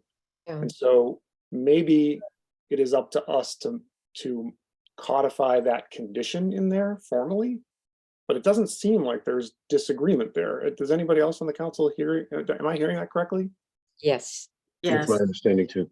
Yeah. I don't think there's disagreement. Okay, so that's a good thing. So I'll start there. And then, the other good thing about that, and I think hearing both sides that they agree that, if you don't remove the stumps, then you're not really disturbing any soil. So I'm failing to see how taking trees down to the stump will change the erosion conditions that are there now. Am I crazy to think that way? Well, we can, if the town attorney allows us, we can ask the parties themselves, but my sense is that the belief is that leaving the tree stumps in place will certainly help, but without a study, you can't know. That's what I think is being presented to us. Okay, but all right. Because in the appeal, like in number 2, it says leaving the stumps in the ground will help mitigate further erosion potential. Yeah. So it just seems like, again, like these are good things, and this is, and there's a whole bunch of other terrible, potentially terrible things happening elsewhere on the property. It's 10 acres, but on these trees that we are talking about, leaving the stumps in doesn't change the erosion pattern materially. Maybe doing the work. So I'm in a pretty good space here on this part. There is the chipper work, and I'm really curious to hear what other people think about that, because at the end of the day, they need to remove the debris, and they need to reduce the debris into manageable pieces to get out. So they're going to have to do the chipping. And I don't know what we as a body can do to tell them that they should do it, 4 hours a day over 6 months, or 8 hours a day over 3 months, or like whatever the math is. You're going to have to do the same number of chipping. It's just a question of how the frequency and the duration, right, of each day. But the aggregate amount of chipping seems like it's going to be the same no matter what we do. Right? Anybody else have any comments on this? Or my... Yeah, sometimes time of day is important. And the things you don't know is it better to clump it in successive days or to have days of rest? Who can guess that? I really don't know. Except that I do imagine that renting a chipper is probably something that costs money by day. So if you don't want to say you can only do it for 15 minutes a day and have it last 5 years, because that will renting the chipper would be a problem. But yeah, otherwise, I hear you. Well, I think I can go next. I think some of the things that you're grappling with and that you pointed out, Jack, are that there's a lot of agreement here. So we have agreement. This is a tree removal permit. We have agreement by all parties that the tree should be removed. We have agreement that the stumps should stay there. I don't know. I think that what DRB did was basically to say that the wood chipping should comply and be limited with the town's noise ordinance. So that would mean that you cannot wood chip at 2 a.m. You can't wood chip on Sunday. And I don't know. I think that would probably be something that would be agreeable because it's a reasonable regulation that our town made. And then there are a lot of other issues that have been brought up tonight, a lot of other issues. A lot of those issues are not what I see as part of this permit. The only thing that might be related is this whole idea of erosion, but by leaving the tree stumps in, I'm not going to second guess any of the engineers here, and we're not engineers and soil erosion experts, but by leaving the tree stumps in, that would, in my mind, lessen the arguments that this will cause additional erosion that's not already there. So I think I understand why the appellants want an erosion control plan at some point. And I think the property owner probably wants the same thing because it doesn't sound like he's causing erosion, and it truly is drainage coming down from two places from what I understand to be 60 other properties, or maybe it was 60 acres. That part I don't remember, but so I think that we really have to narrow what we're looking at, and all these other complaints kind of come in under other complaints in my mind. We can't regulate whether there's cows on the property in a tree permit, in an application to remove trees. That's not part of it. So I would be in favor of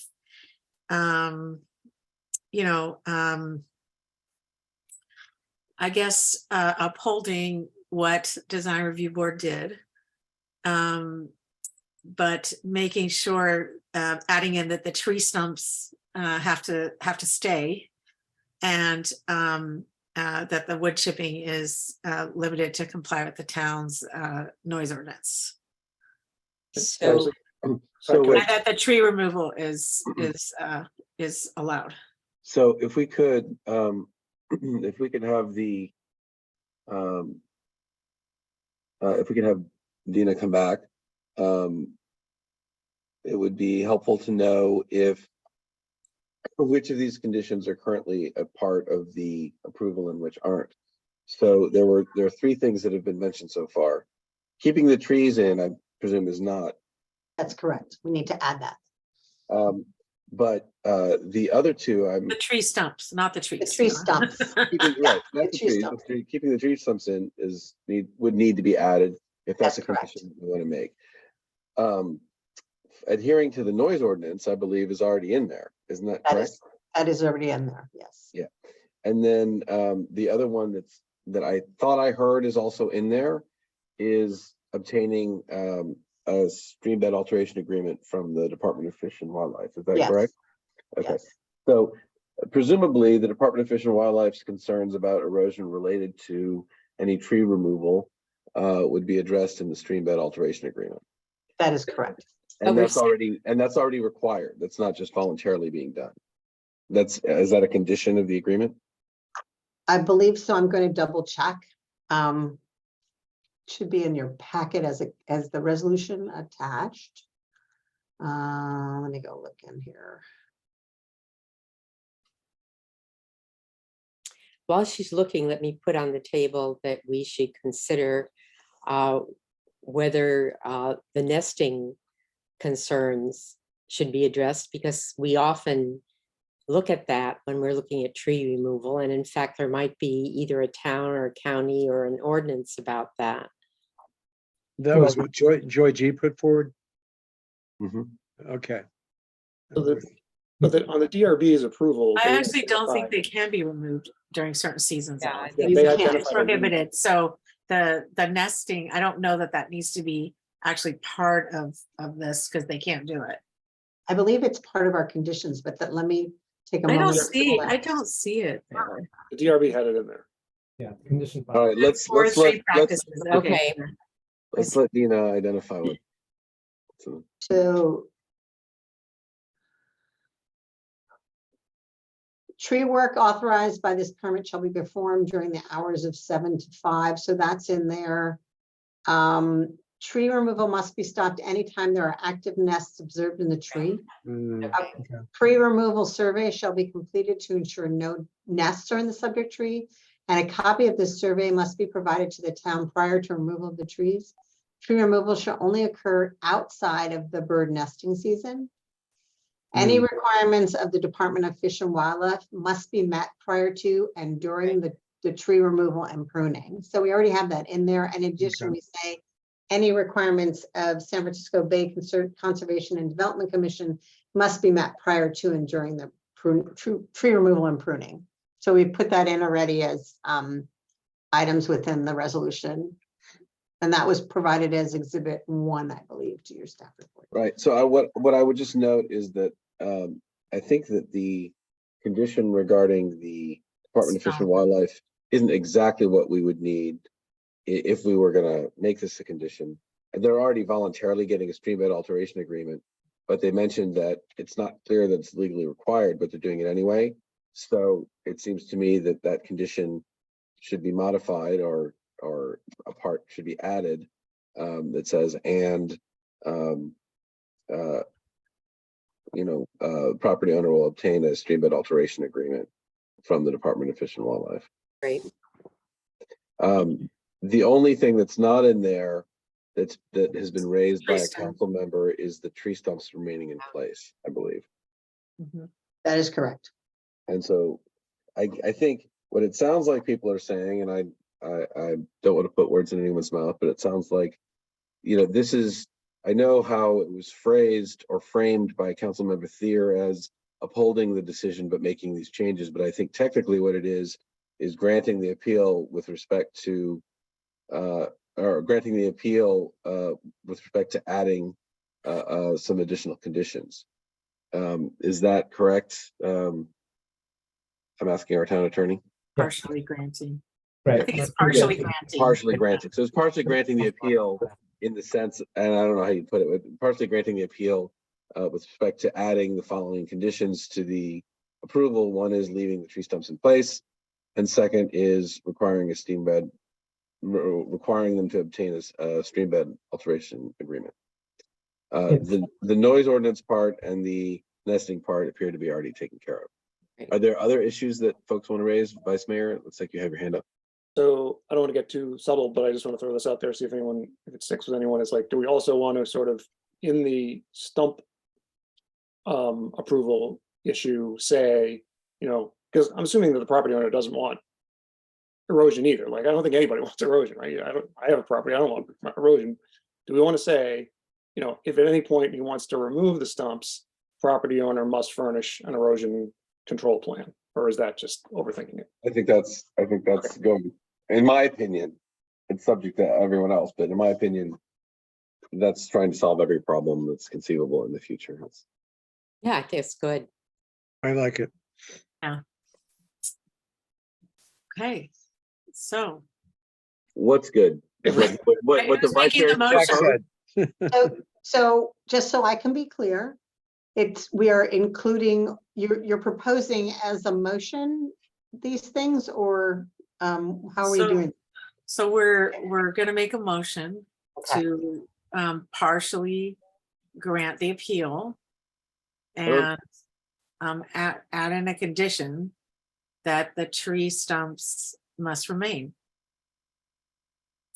And that a stream bed And alteration if they're agreement. removed, Then there's an erosion management plan that must be submitted and approved by the town? No, we decided No. not to put that one in, but wait for the motion, 'cause it's about to happen, and then you'll have the whole thing all together. We were just discussing that. Thank you, council member. No problem, Director. But before we move on to that question, there, of Yes. course, I know you already have it, Dina, but there's the part about requiring the stream bed alteration agreement. So that's also part of it. But, Yes, but now, We need a motion. Wait, I'm confused. That's what we no, we don't need a motion yet. We need to resolve this question of what the vice mayor just raised. Yes. I'm not sure if the council, I can't tell if the three of you love that idea or if you thought I we couldn't should. either. I think it's, I don't think we should allow for the stumps to be removed. So that's why I don't think, and that I don't like the idea, because that contemplates that actually they can be removed if you just make a plan. yeah, I'd rather them just be left. Yeah, I don't think, I think if they're about to be removed, we're gonna hear about it. And at that point, we will be able to do something. I don't think they can just be removed. Or we're Not if- kicking the can down the road. Exactly. Or just- Well, Or going out on a limb. No,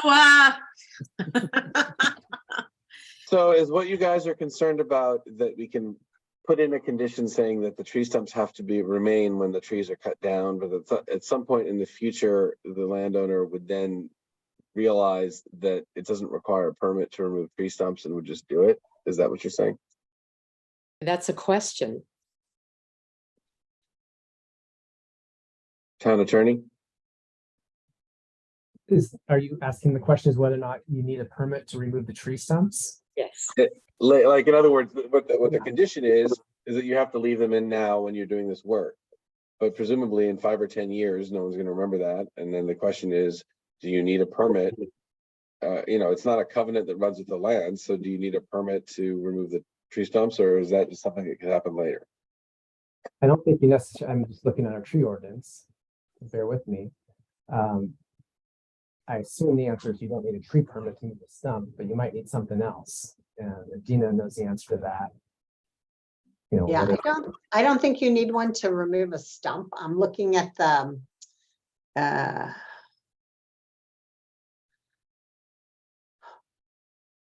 So I was just thinking, like, 5 years from now, what if he wants to put in a putting green or a garden or something? And, at that point, he might want to remove the stumps, but he should he should give assurances to the community that he won't be causing further erosion and therefore, you know what I mean? That's all I was thinking. Yeah, that's fine, but then who's gonna determine if it's an adequate study? I mean, yeah, I mean, I think the only thing we could do is I don't even know if we could do that. But if we were contemplating requiring the town to contract an erosion engineer for this project, that could be contemplated for the stump removal. But we don't have a law saying that people have to, because I was thinking maybe we require a permit, but there is no permit for stump removal, so you couldn't require. I can't find one. Something else, for. I would doubt that. Why would there be? I don't think there, yeah. I think that if we simply put in a condition in this permit that the tree stumps must remain in place, then if there were an effort in the future to take the tree stumps out, someone would wave around this approval and come to the town and ask for enforcement. Right, that's what I think as well.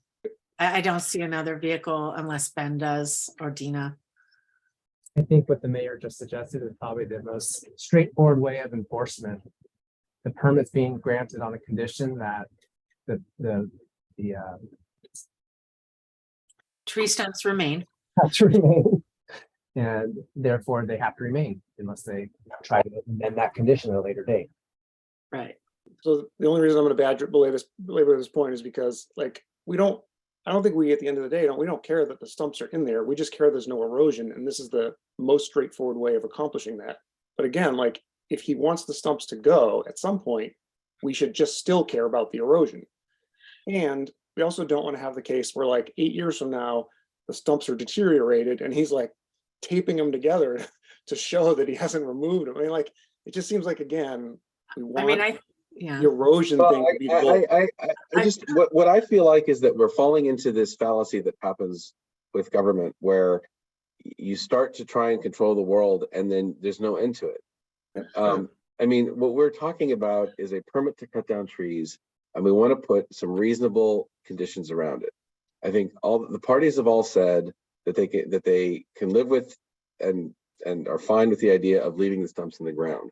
So I think we should make that a condition. Gotcha. I think the second thing that the property owner and the applicant have said is that they're voluntarily getting a stream bed alteration agreement, which I think is a great idea, because whatever concerns the Department of Fish and Wildlife will have, they will implement through that agreement. So I think that we should make getting a stream bed alteration agreement a condition of the permit, just to make sure that it happens, but that will address the issues that are raised by DFW. The other issues that were raised were noise and nesting, and we saw that both of those are already dealt with by the conditions in the permit. So my proposal would be that the motion be a simple one where we grant the appeal with respect to requiring the tree stumps to stay in place and requiring the owner to get a stream bed alteration agreement and declare victory. That's my thought. Is that? Are you making a motion? Well, let me just, before. I'm trying to get a sense of whether or not that's acceptable, or if people want to go into more detail about what happens in 10 years. And just remember, whatever motion you make, it also has to be prefaced with directing staff to bring back a resolution with these conditions. You're not adopting the resolution tonight. That'll be on your next. Right. So I move that we direct staff to come back with a resolution articulating the conditions I just laid out. Okay, second. Any discussion?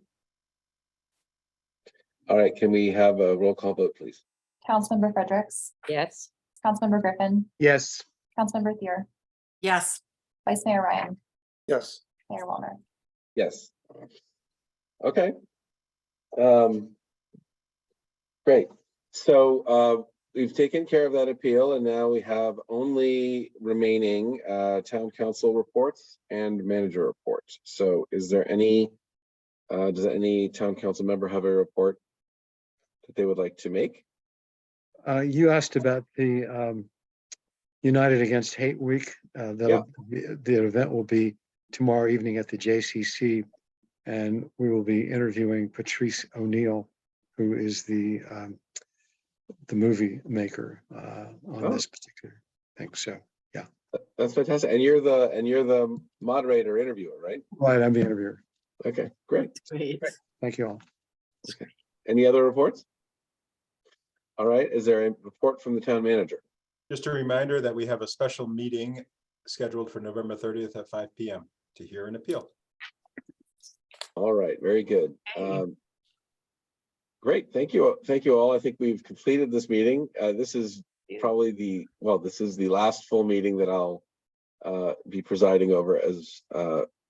No, that's not true. This is a special meeting. Premature. Okay, the meeting is adjourned. Bye, everybody. Thank Bye, you. everybody. Happy Thanksgiving, everyone. Happy Thanksgiving. Happy Thanksgiving.